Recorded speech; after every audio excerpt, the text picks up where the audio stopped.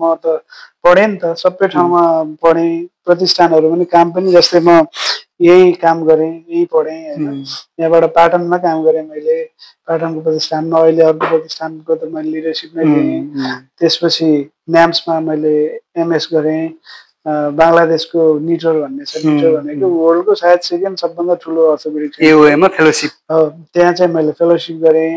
हार्वर्डमा 1 वर्ष कोर्स गरेँ मैले लिडरसिप सबै कुराहरूमा आफ्ना खाले भयो एमबिबिएसमा पनि मेरो साथीहरू जहिले पनि मलाई के भन्नुहुन्छ अहिले पनि भन्छन् यस्तो मिल्ने साथीहरू त मरिगयो पनि त लामो पढाइ हेर्नुहोस् मेरो ब्लेम नै त्यही जस्तै यहाँ त दुर्गमबाट पढेर आउनेहरू त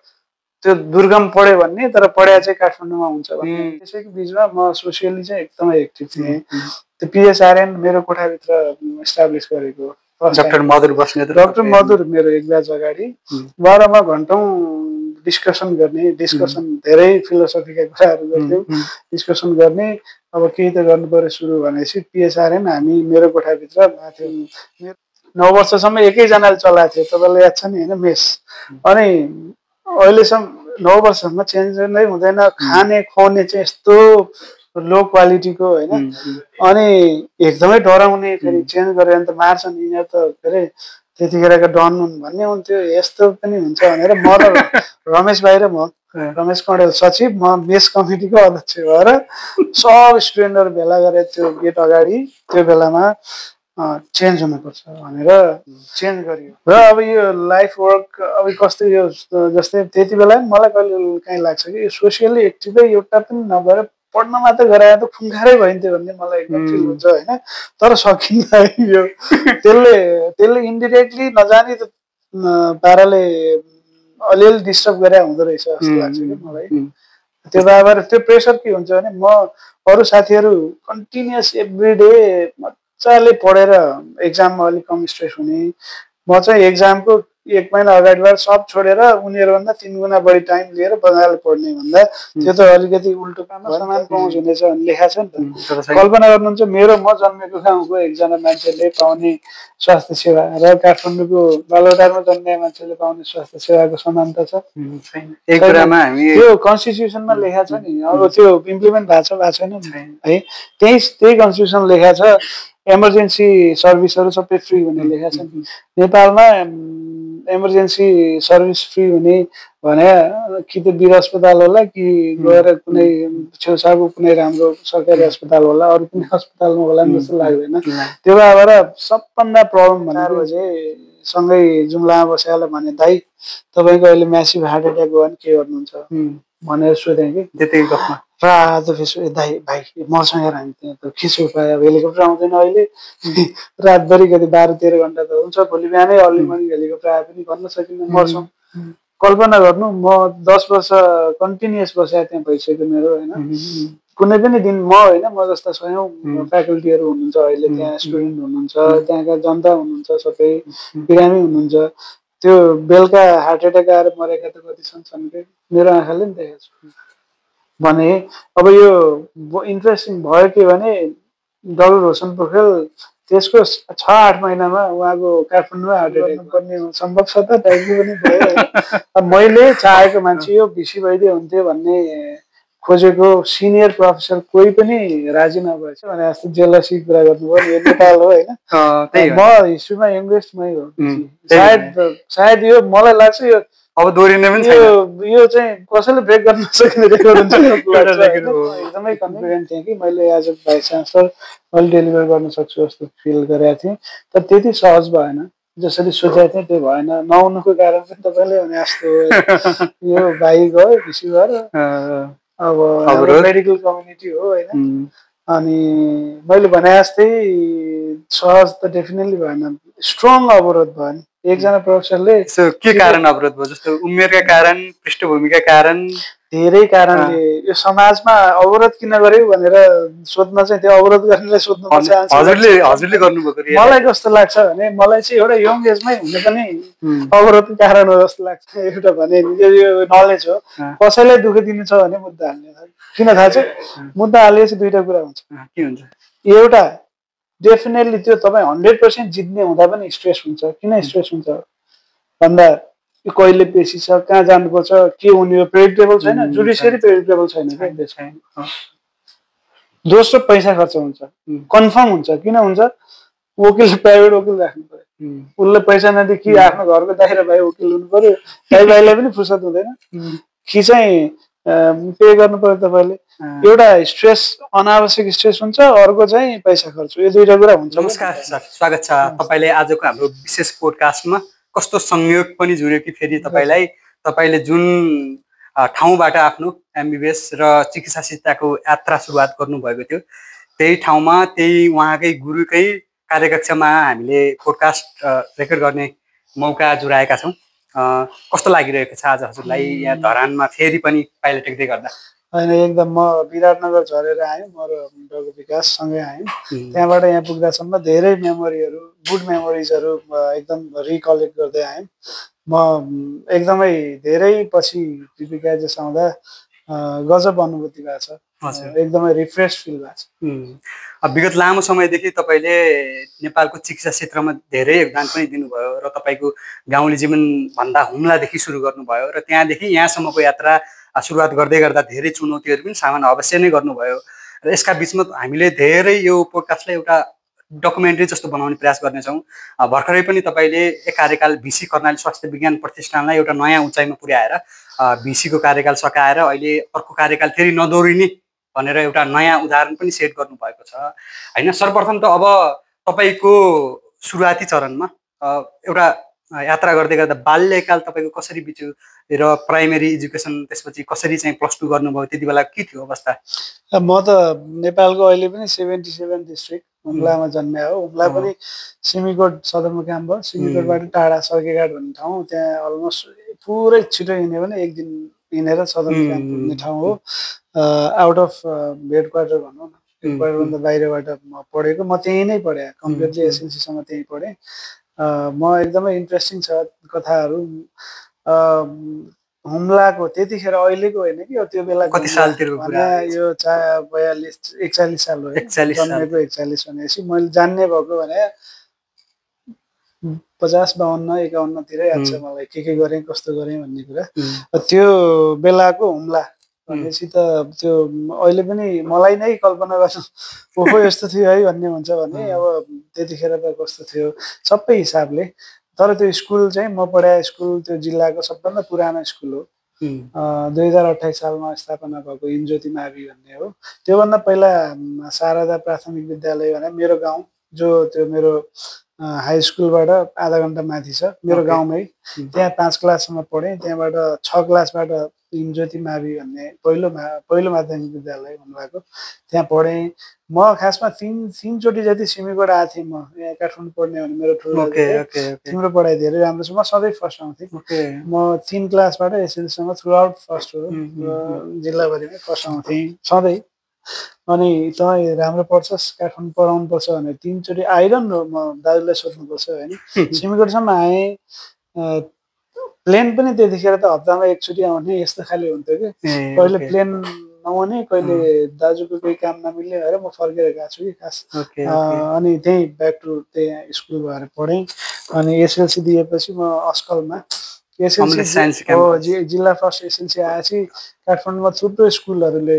स्कलरसिपमा पढाउँथ्यो हजुर म चाहिँ यति दुर्गम कि अब त्यो रिजल्ट आएको कति पछिसम्म यहाँ त प्रिपरेसन गर्ने के गर्ने भन्थ्यो नि त म काठमाडौँ गएर पढ्ने भन्ने बाहेक धेरै भएन साइन्स पढ्ने आइएससी पढ्ने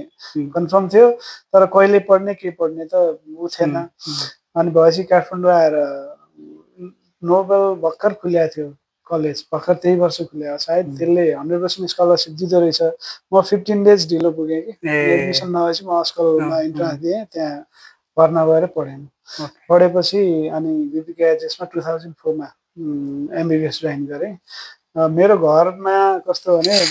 मेरो बुवा प्रधान पञ्च हुनुहुन्थ्यो त्यतिखेरको राजनीतिक चेतना त हुम्लामा त एक हिसाबले शून्य जस्तै थियो नि त केही पनि थिएन अब राज्यको प्रजातन्त्र आएको त पछिल्लो दिन थाहा भएको ठाउँ हो होइन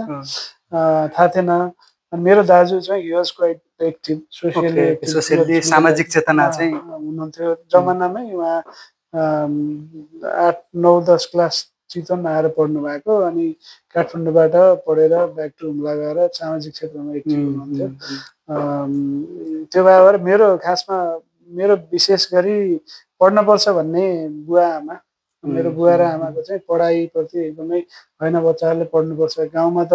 घाँसपात गर्ने अरू गर्ने पनि त हुन्छ नि मलाई आफूलाई अनुभवै छैन कि त्यो जहिले पनि मलाई याद छ बुवा अहिले त धेरै बुढो भइसक्नुभयो 82-83 वर्ष हुनुभयो त्यतिखेर त बुवा त किसान नै हुनुहुन्थ्यो अब त्यतिखेरको प्रधान पनि छ खेतीपाती गर्ने तर त्यो खेतमा पनि पाइलटिङ नदिने गर्जा पढ भन्ने खाले त्यो खाले चेतना भएर पनि हामी एकदम पढ्यौँ जस्तो लाग्छ कहिलेकाहीँ यसो बाआमासँग कुरा हुँदाखेरि आफ्नो छोराछोरी त एउटा उचाइ प्राप्त गरिसकेपछि चाहिँ कहिलेकाहीँ कुरा हुन्छ नि घरमा बसेर मेरो छोराछोरीले यति धेरै उचाइ पाउलान् त्यो पनि हुम्लामा जन्मेर भन्ने सोच्नु भएको थियो भनेर सोध्नु भएको छ कहिले मैले त्यो ठ्याक्कै सोधेको त छैन तर बुवा चाहिँ कस्तो अचम्म भने म त्यहाँ गाउँका धेरैले अहिले पनि भन्नुहुन्छ र म सुनाउँछु पनि यो एभ्री डे स्कुलमा बेलुका जानुहुन्थ्यो कि टिचरहरूले आज कस्तो गरी छोराहरूले दुईजना हामी पढ्थ्यौँ होइन माइला र म पढ्थ्यौँ कस्तो गरी एभ्री डे रिपोर्ट लिनुहुन्थ्यो क्या त्यसले गर्दा पनि त्यो खाले मोटिभेसन फिल भयो जस्तो लाग्छ यो चिकित्सा क्षेत्रमा चाहिँ कसरी इन्ट्रेस्ट आयो तपाईँ हुम्लामा हुँदाखेरि त्यही पढ्दाखेरि थाहा थियो अथवा त्यो उति बेलाको समयमा अस्कलमा आइसकेपछि चाहिँ एउटा माहौल देख्नुभयो त होइन मलाई उतिखेरै हुम्लामै थाहा भएको कुरा के हो मेरो दिजु कान्छी दिजुले चाहिँ सबभन्दा राम्रो पढ्ने म त जहिले त्यहाँको हुम्लाको त फर्स्ट आउँथेँ नि त हुम्लाको टपर भनेपछि त्यतिखेर भने 56 तिर सबभन्दा राम्रो पढ्ने मान्छे त डाक्टर हुन्छन् रे भन्ने मैले दिजुबाट सुने गाउँमा है अनि मलाई के लाग्थ्यो आफूलाई फिल हुने भने सबभन्दा बेस्ट के हो त्यो गर्न सकिन्छ जस्तो त्यतिखेर फिल हुन्थ्यो स्कुल पढ्ने बेला पनि फिल हुन्थ्यो कि किनकि म एकदमै हार्डवर्किङ थिएँ एकदमै हार्डवर्किङ थिएँ सायद त्यो मेरो आमाबाट नै सरेको जस्तो लाग्छ कि मेरो आमा चाहिँ एकदम बिहान 5 बजे काम गर्न जाने खेतबारीमा बेलुका आउने मलाई राति 1 बजेसम्म सँगै बसेर म सुतेपछि मात्रै सुत्ने हुनुहुन्थ्यो त्यो खाले बाबर त्यसो भए त भएन भनेर फर्स्ट टाइम सुनेको चाहिँ मलाई त्यति याद त्यो पनि 7-8 क्लास 5 क्लासमा होला तर अभियसली आइएससी पढेपछि आइएससी गरेपछि राम्रो अपर्च्युनिटी भनेको वान अफ दि ऊ भने कि डाक्टर हुने कि इन्जिनियर हुने भन्ने नै थियो अहिलेसम्म पनि त्यही छ नि त्यो भएर अब खासमा एकदम भन्छ नि त डाक्टर पहिलादेखि नै बन्न चाहेको थिइस् भनेर यो क्वेसन इज भेरी कमन होइन मलाई हो भन्ने मान्छेलाई म अजिब लाग्छ कोही पनि त्यस्तो भयो जस्तो लाग्दैन के जस्ट राम्रो भएपछि डाक्टर पढ्ने थियो ट्रेन त्यही थियो त्यतिखेर डाक्टर पढिसकेपछि ओहो त्यसपछि प्यासन डेभलप हुन्छ जस्तो लाग्छ कि मलाई सेकेन्ड थर्ड इयर पढ्दा फेरि ओहो यस म अब मेडिकल सेक्टरमा जोइन गरेपछि ओहो यो त मैले यो सेक्टरबाट त एकदम धेरै काम पो गर्न सक्दैछु भन्ने बल्ल फिल भएको मलाई ओके ओके जस्तो यो एउटा त्यति बेलाको परिवेश होइन भर्खरै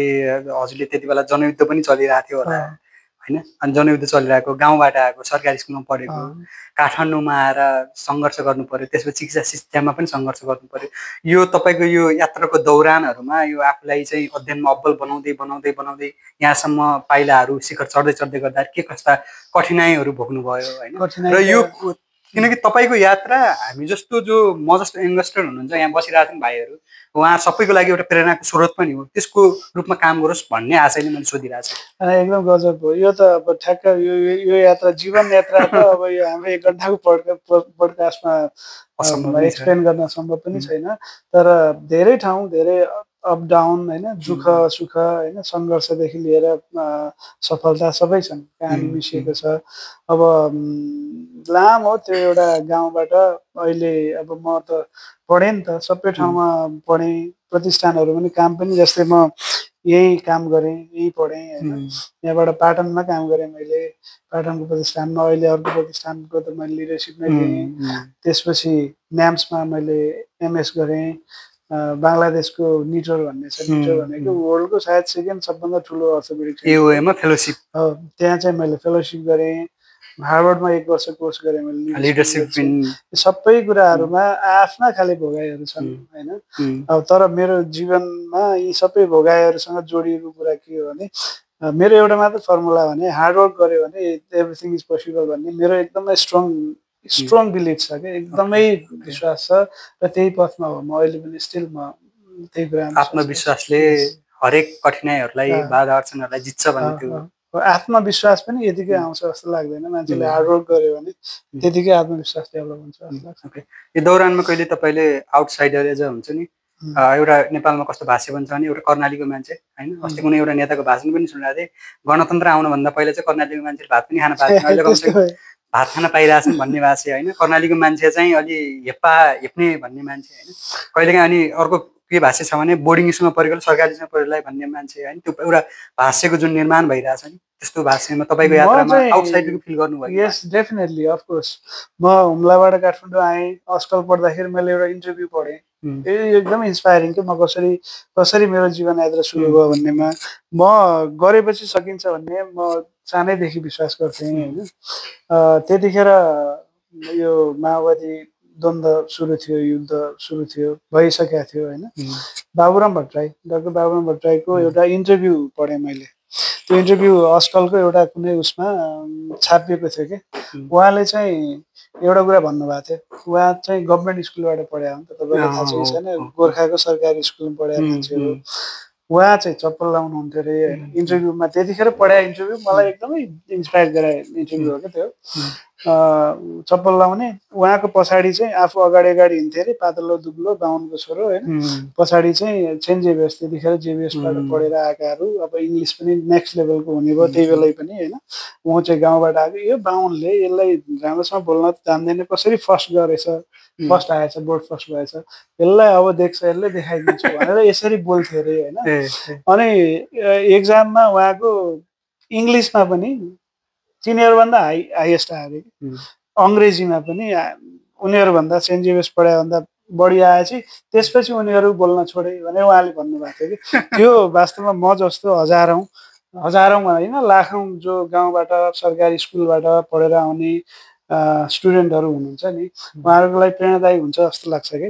र अर्को कुरा एउटा कुरा विश्वास के गर्नु भने मेडिसिनमा त झन् यो राम्रो इङ्ग्लिस बोल्न जान्नेले राम्रो स्कुल पढाएले राम्रो गर्छ भने नसोच्नुहोस् डाक्टर भगवान कोइरालालाई सोध्नुहोस् त उहाँ गभर्मेन्ट स्कुलबाट पढ्नुभयो होइन नेपालमा होइन कि वर्ल्ड वाइड पनि कम्युनिटी स्कुलमा पढाएहरू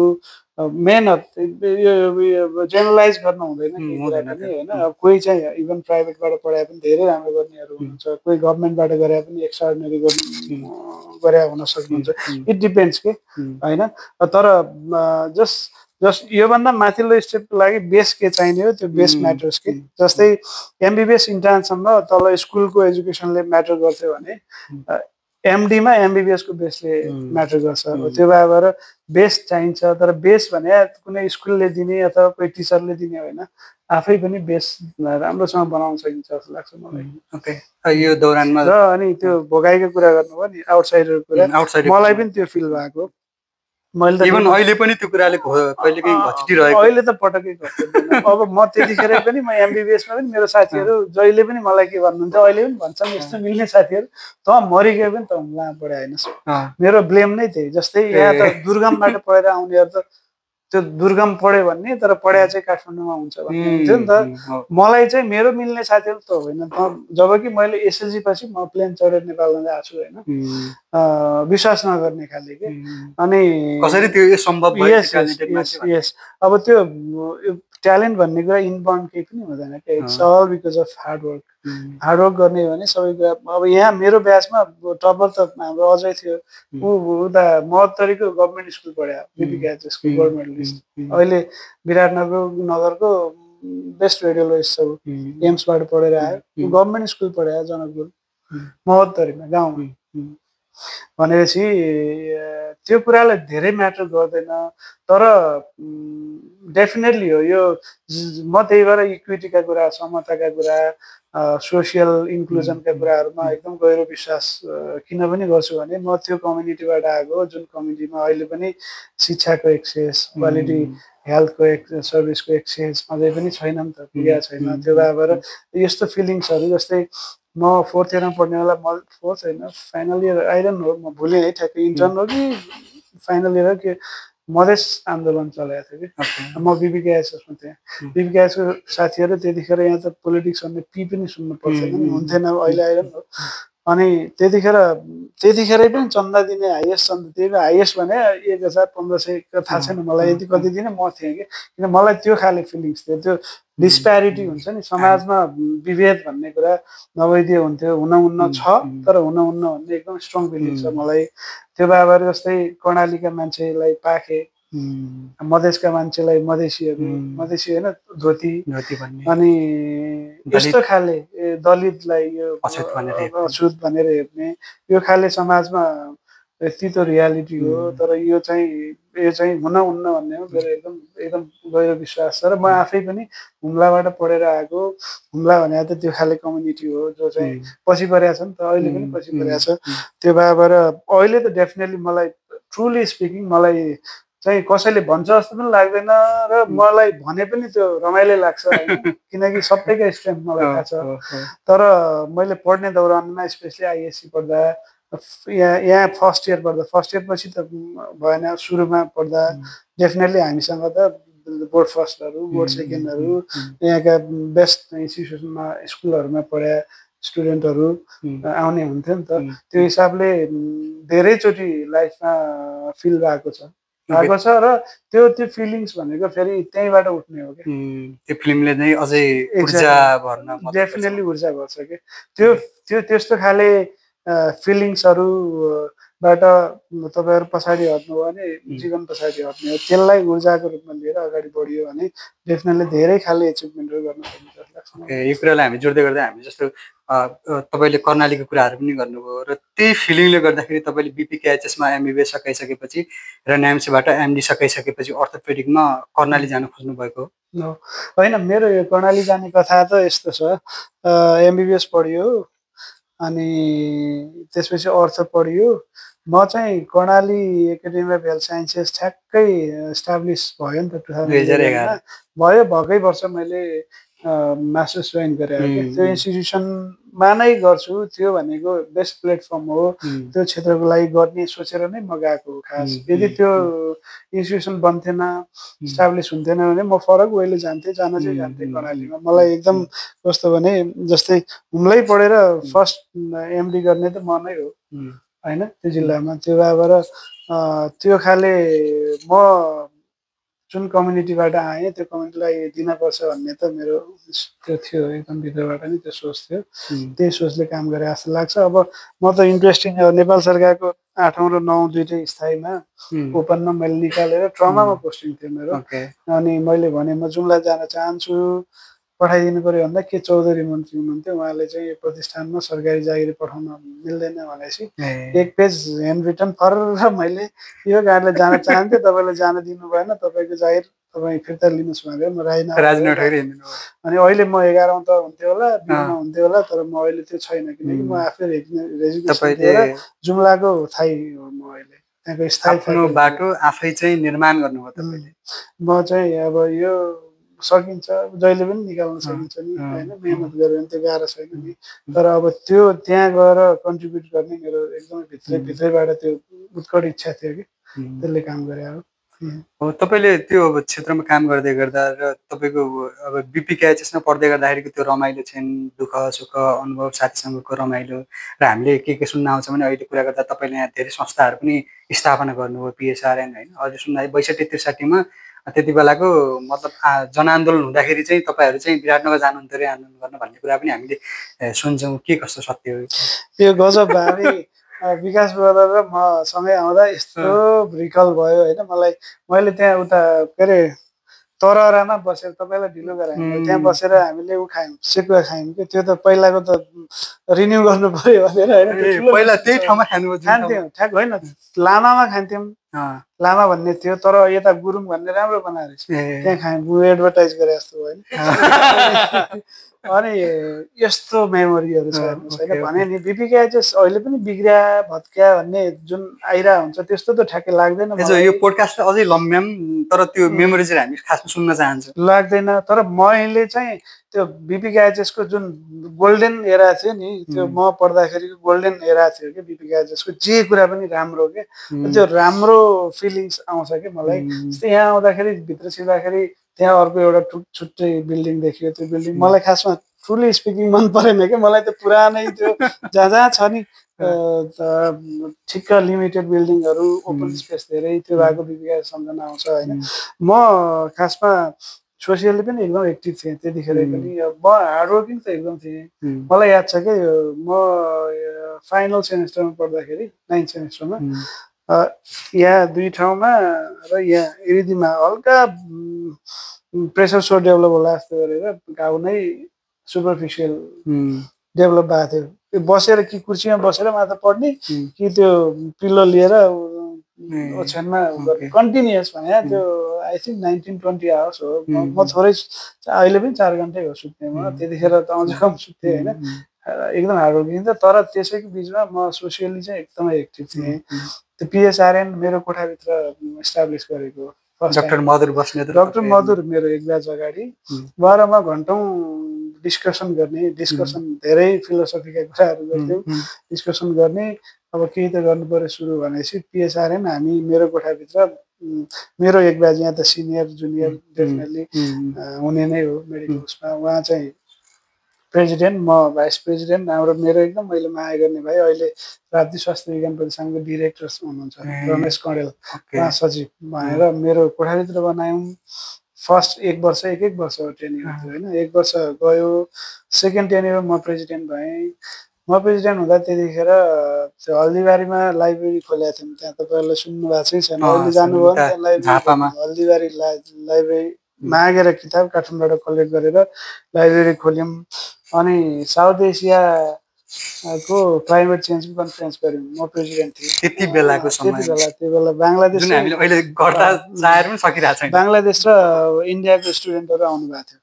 त्यतिखेर दुईटा कन्ट्री हामी तिनवटा थियौँ अनि अडिटोरियम गऱ्यौँ अनि त्यो रेडियो प्रोग्राम म प्रेसिडेन्ट हुँदा सुरु गरेँ हाम्रो स्वास्थ्य हाम्रो सरोकार हो कि के हो नाम त्यही है नाम त्यही हो त्यो म प्रेसिडेन्ट हुँदा रोहित भण्डारी भन्ने साथी थियो ल्याबको ऊ अहिले युएसएमा प्र्याक्टिस गर्छन् उनी एकदम एक्टिभ भएर उनलाई नै जिम्मा दिएर यो गणतन्त्र एफएममा हामीले सुरु गरेको अनि त्यसपछि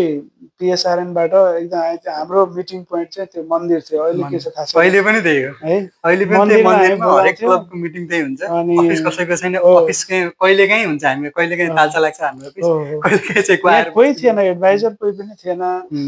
जो कोही प्रोफेसरहरूसँग सल्लाह लिनुपर्ने भन्ने केही अब कोसँग लिने थिएन हाम्रो डाक्टर मोहन चाहिँ भर्खर रेजिडेन्सी गरेर एसआर हुनुहुन्थ्यो क्या मोहन रेग्मी उहाँसँग अलिक क्लोजली हामी थोरै केही कुरा गर्थ्यौँ हामी यस्तो सङ्गठन त होइन यो संस्था बनाउँदैछौँ भन्ने थियो अन्त पिएसआरएन बनाइयो अनि परिक्रमामा नि तपाईँहरूले सुन्नु भएकै छैन त्यो सुन्दा रमाइलो हुन्छ यो प्रेसिडेन्ट जेनरल सेक्रेटरी भन्ने छँदै थिएन उति बेला चाहिँ मैले मेरो कन्सेप्ट मेरो साथी मभन्दा बढी काम गरेको म त थर्ड इयरमा हो कि जोडिएको जस्तो लाग्छ परिक्रमा फर्स्ट इयरदेखि नै काम गरेँ अमिर विष्ट भन्ने थियो ऊ अहिले युएसमा छ अङ्कोलोजिस्ट मेडिकल अङ्कोलोजिस्ट ऊ प्रेसिडेन्ट भयो म जेनरल सेक्रेटरी भएँ मेरो आफ्नो कन्सेप्ट के थियो त्यतिखेर भने एउटा स्टुडेन्टको अथेन्टिक बडी त परिक्रमामा त थियो त्यतिखेर त्यो त साँच्चीकै स्टुडेन्टको हुनु पर्यो नि भन्ने फिल भएर तपाईँलाई थाहै छैन होला त्योभन्दा अगाडि एडिटर इन चिफ भनेर त्यो अनावरण के गर्ने हुन्छ नि त्यो पुस्तक म्यागजिन त्यो गर्ने बेला मात्र अगाडि गएर त्यो एडिटर इन चिफले बेसी र स्टार एक्टरसँग उभिने हुन्थ्यो त्यो बाहेक डायस सेयर गर्ने हुँदैन त्यो प्रेसिडेन्ट जेनरल सेक्रेटरी भएपछि भयो के भने प्रेसिडेन्टले अध्यक्षता गर्ने भयो त्यो जेनरल सेक्रेटरीले प्रोग्राम चलाउने भयो यहाँ बिपीमा चाहिँ डायसमा बसेर के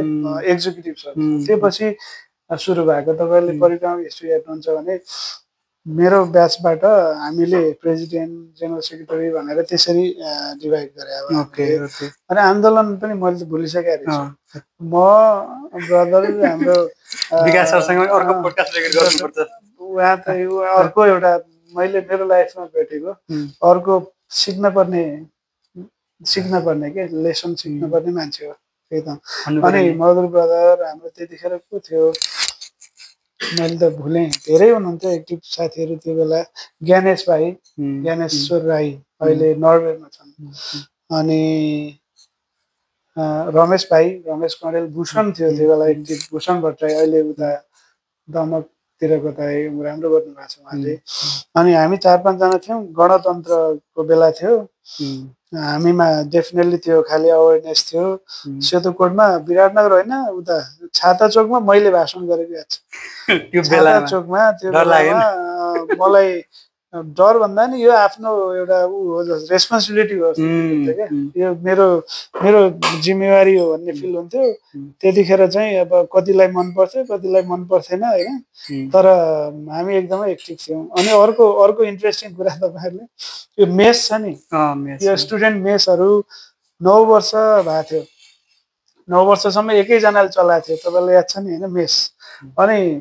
अहिलेसम्म 9 वर्षसम्म चेन्ज नै हुँदैन। खाने खुवाउने चाहिँ यस्तो लो क्वालिटीको होइन, अनि एकदमै डराउने। फेरि चेन्ज गऱ्यो भने त मार्छन् यिनीहरू त, के अरे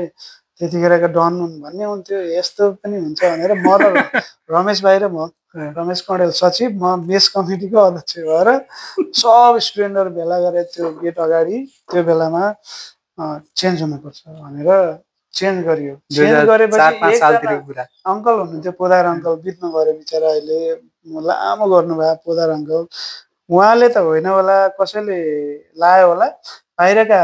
कति 15-18 जना गुन्डाहरू बाइकमा आएर मलाई र रमेश भाइलाई, कँडेल भाइलाई, तिनीहरूलाई मार्नुपर्छ भनेर त्यहाँ होस्टेल छिरे भन्ने थाहा पाएपछि छिरेछन् है। म र ऊ भाइ चाहिँ चुगुल्लाएर लुकेका छौँ कि 2 घन्टा 3 घन्टा। अनि त्यसपछि निस्क्यौँ, तर हामीले चेन्ज गरी छोड्यौँ। त्यो चेन्ज भएको केही मन्थसम्म वा यो त राम्रो मान्छे आयो भन्ने भयो, फेरि उस्तै छ अनि त्यो खाले चाहिँ अहिले भन्नुभयो नि उस्तै छ भन्नुभयो नि, त्यो खाले र अनि ऊ चाहिँ हुनुपर्दो रहेछ क्या। त्यो चेन्ज चाहिँ जरुरी छ, तर त्यो चेन्ज गर्दा पनि सोल्युसन आएन भने फेरि चेन्ज हुन्छ नि। अब के छ त उपाय होइन, त्यसको मोनिटर कि त मोनिटरिङ पर्यो र कि त त्यही त त्यो खाले गरियो। अनि बिपिकाएचएसमा धेरै मेमोरीहरू छ। What is the most beautiful memories हुन्छ नि मध्ये 345 जुन झलक झलक झलक याद आउँछ, होस्टेल मेमोरी, र्यागिङ मेमोरी होइन। अघि गर्लफ्रेन्डको क्वेसन चाहिँ नसोध्नु भनेर भन्नुभएको होइन, सोध्दा हुन्छ कोही थिएन के सोध्नु। बिपिकाले जिस्काउनु, मेरो कोही सधैँ थिएन। इन्ट्रेस्टिङ मलाई 3rd इयरमा गर्लफ्रेन्ड बनाउनु पर्छ है भन्ने अवेरनेस आएको है, फ्र्याङ्कली स्पिकिङ। एमबिबिएस 3rd इयरमा हो। तर हाम्रो इन्ट्रेस्टिङ के थियो भने पेटी नर्सिङको साथीहरूसँग त्यति धेरै क्लोज कन्ट्याक्ट हुन्थेन। एमबिबिएसमा जम्मा 5 जना नेपाली 5 जना हुनुहुन्थ्यो। 5 जनामा पनि यस्तो कि यति पढ्ने कि त्यो टप 10 मा ती 5 जना आउँथे कि हाम्रो ब्याच। त्यो थियो खासै त्यस्तो भएन। तर मेमोरी बेस्ट मेमोरी केलाई भन्ने बिपिकाएचएसमा ठ्याक्कै यही भनेर त म भन्न सक्दिनँ। एकदम धेरै यादहरू छन् बिपिकाएचएसका। स्पोर्ट्स हो साइन्स, त्योमा हामी भलिबलमा जीवन हाम्रो युसिएमएसँग फाइनल पऱ्यो। म पहिला मभन्दा अघिल्लो वर्ष उहाँ क्याप्टेन, त्योभन्दा पछिल्लो वर्ष म क्याप्टेन। तपाईँ क्याप्टेन हुँदा कि म क्याप्टेन तपाईँ हुँदा है। पाँचौँ गेममा हामीले युसिएमएसँग जित्यौँ। त्यो बेला मलाई लाग्छ त्यति बिपिकाएचएसमा त्यो बेला त है त्यो फुटबल बास्केटबलको भन्दा बढी जमात त्यहाँ थियो। अनि गजब इन्ट्रेस्टिङ थियो पनि। अनि फिल्ड पोस्टिङहरू यहाँको एकदमै भुल्न नसकिनेहरू। अब यो एक्टिभिटिजहरू, एक्जामहरू पनि मलाई जहिले पनि एक्जाम भने कहिले पनि स्ट्रेस फिल भएन। एक्जाम भने अब राम्रो गर्नुपर्छ है भन्ने खाले स्ट्रेस हुन्थ्यो। र अर्को कुरा नि एकदमै सेयर गर्न मन लागेको कुरा होइन, मैले कपाल खोल्यो भने अहिले फुल्या छ नि मेरो। एउटा इन्स्टिट्युसनको मेन लिडरसिप लिएर अहिले कार्यकाल सकाएँ होइन। त्यति बेलाको म र अहिलेको ममा एउटा मात्र मैले फिल गरेर डिफ्रेन्स भने त्यो बेला केही पनि स्ट्रेस थिएन। मलाई चाहिँ थिएन कि एउटा मात्र स्ट्रेस होइन कि जिम्मेवारी यस्तो एक्जाम आउँछ, एक्जाममा राम्रो गर्नुपर्छ है भन्ने हुन्थ्यो, फिनिस। त्यो एउटा थियो क्या कस्तो जीवन है। अहिले त होइन नि, अहिले सोध्ने हो भने त कथा 100वटा छन् काम गर्नुपर्ने, 100वटा रेस्पोन्सिबिलिटी छन् के भनेपछि यो भन्नु खोज्नु भनेको तपाईँहरूलाई केही पनि आएकै छैन होइन। अनि तर फेरि लाइफ त यही त हो नि, लाइफको रियालिटी होइन, जिउने हो, फेस गर्ने हो होइन। तर त्यो बेलाका मेमोरी मलाई जस्तो सायद सञ्जीव सरले हो मलाई भनेको। म इन्टर्न थिएँ, एमर्जेन्सीमा थिएँ, सम्झाएको याद आउँछ। र कोही इन्टर्न हुनुहुन्छ म नै भाइ नै हो इन्टर्नमा उहाँले मलाई, हाम्रो युवराज कालीकोटको मान्छे, युवराज चाहिँ इन्टर्न हुँदा मलाई सरले भनेको कुरा र म तपाईँहरूलाई यो इन्टर्न भने यस्तो बेस्ट टाइम हो, यतिखेर क्लिनिकल स्किल सिक्नुपर्छ, अहिले सिकाए पछि सिक्न पाइँदैन। अर्को कुरा एमडिएमएसको प्रिपेरेसन गर्ने पनि बेस्ट टाइम नै यही हो भन्नुहुन्थ्यो कि त्यो हो नै कि यदि त्यो बेला त्यो गर्न सकिएन भने ठुलो मिस हुन्छ जस्तो लाग्छ। हामीले त्यही भएर हामीहरूले चाहिँ इन्टर्नसिप सुरु भएको तेस्रो 14 दिनमै गएर छाताचोकमा गएर इन्ट्रान्स प्रिपेरेसन बुकहरू किनेको थियौँ कि त्यतिखेर पढ्थ्यौँ भने यो इन्टर्नसिपलाई गजब युटिलाइजेसन गर्न सकिन्छ। मेरो लागि एउटा लेसन भयो एकदमै। र अब यो लाइफ वर्क अब कस्तो यो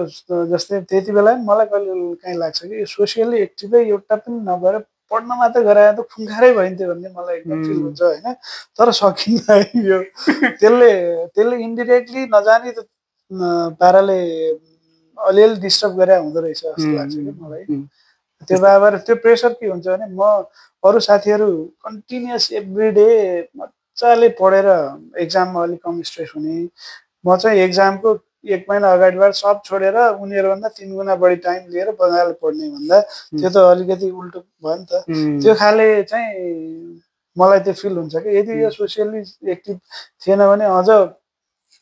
त्यहीमा मात्र गर्दा पनि अझ ठिकै हुन्थ्यो कि जस्तो म अहिलेसम्म कन्फ्युज छु कि यो कुरा। यो कुरामा जस्तो हामी यहाँ सब जस्तो म पनि त्यही फेजबाट पार एक्ज्याक्टली म पनि पिएसआरएम प्रेसिडेन्ट भएँ होइन, म भाइ छ प्रेसिडेन्ट भयो, अरू कुनै अहिले कोही जिम्मेवारी होला नि होइन, कति मान्छेहरू कफी लिन सर। अनि त्यो गर्दै गर्दाखेरि हामी बिचमा पनि डिस्कसन हुन्छ कि कतिले चाहिँ के गर्छन् भने जो सोसियल एक्टिभिटीमा जो पहिले एक्टिभ भइरहेको हुन्छ नि, अब पढाइमा राम्रो गर्नु पर्यो भनेर सोसियल एक्टिभिटी त्यो इन्ट्रेक्सन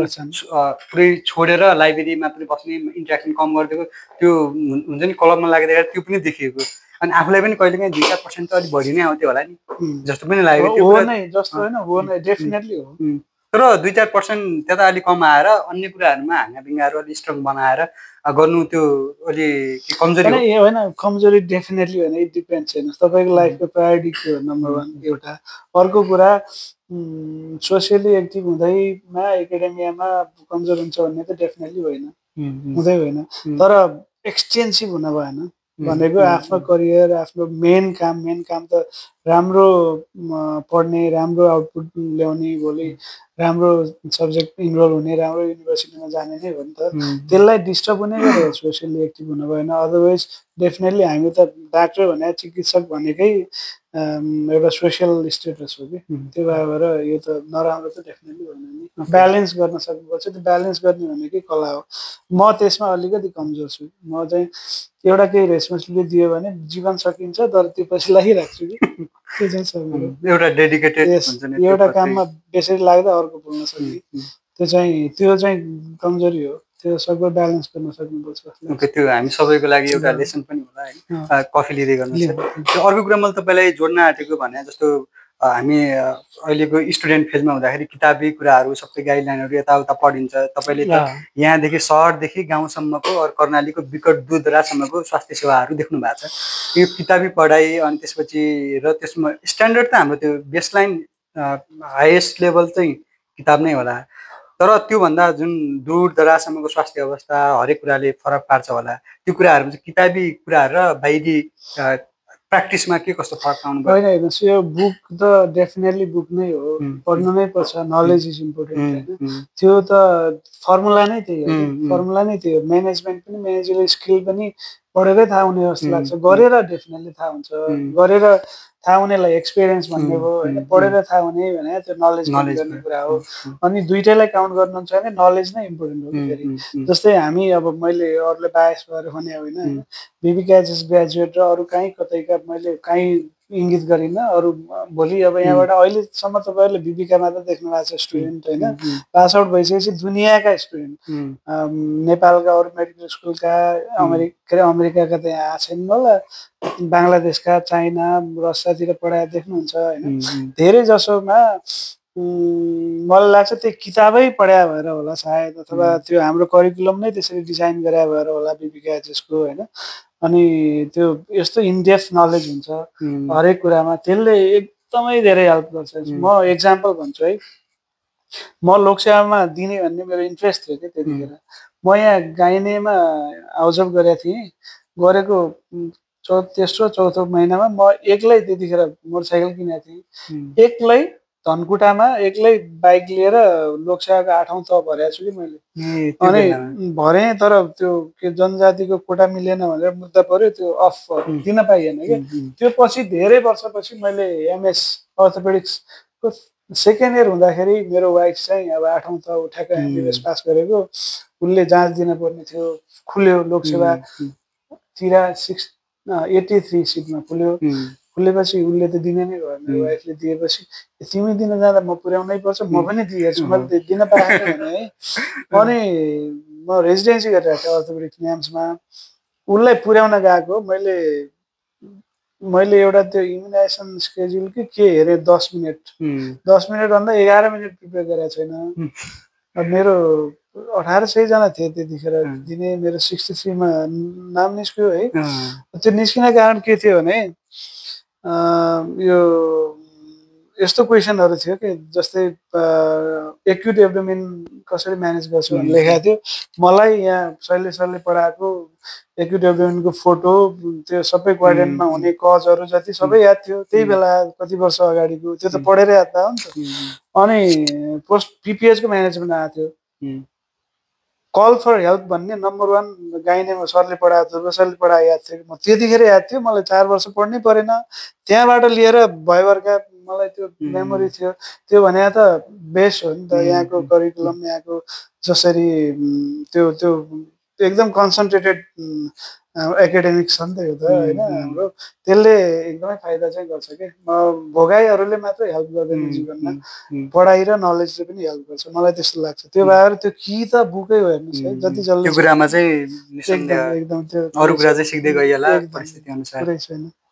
तर मैले अर्को कुरा के जोड्न खोजेको भन्दा जस्तो तपाईले स्वास्थ्य प्रणाली पनि र नीतिगत रूपमा पनि हस्तक्षेप गरिरहनु भएको छ। यस एक्ज्याक्टली, तपाईँले सोध्न खोजेर बुझिसकेँ मैले। यो डिफ्रेन्ट कुरा हो। यो के हो भने तपाईँले भन्न खोज्नु भयो एउटा नलेज केस म्यानेजमेन्टको कुरा हो। केस म्यानेजमेन्टको कुरामा तपाईँको एकाडेमिक्स बुक नलेज काम गर्यो होइन,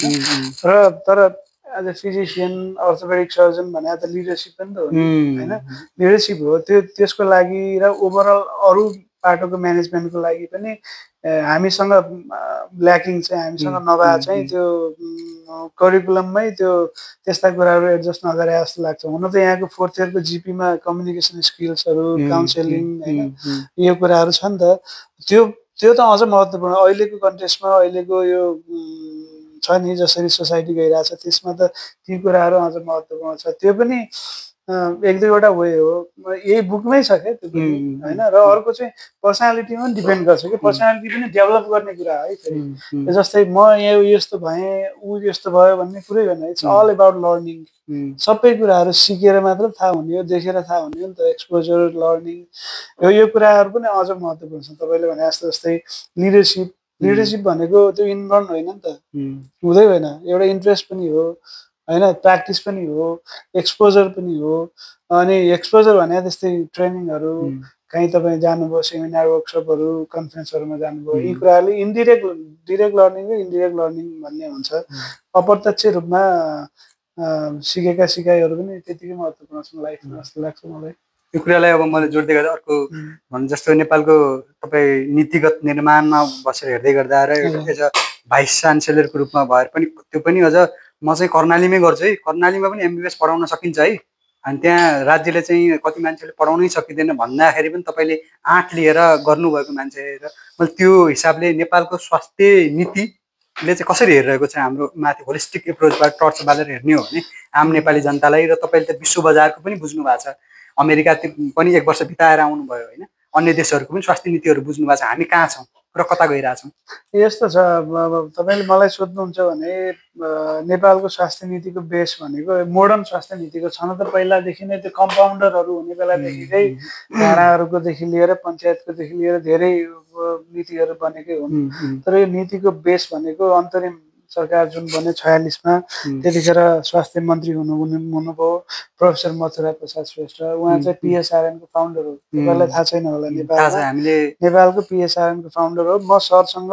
यत्तिकै म काठमाडौँ खाली भयो भने जाने ठाउँ थियो क्या सरको सर म आउँछु भन्थेँ सरसँग बस्ने उहाँ चाहिँ नलेजको खाने पब्लिक हेल्थको नलेजको पब्लिक हेल्थ साइन्टिस्ट हो उहाँ होइन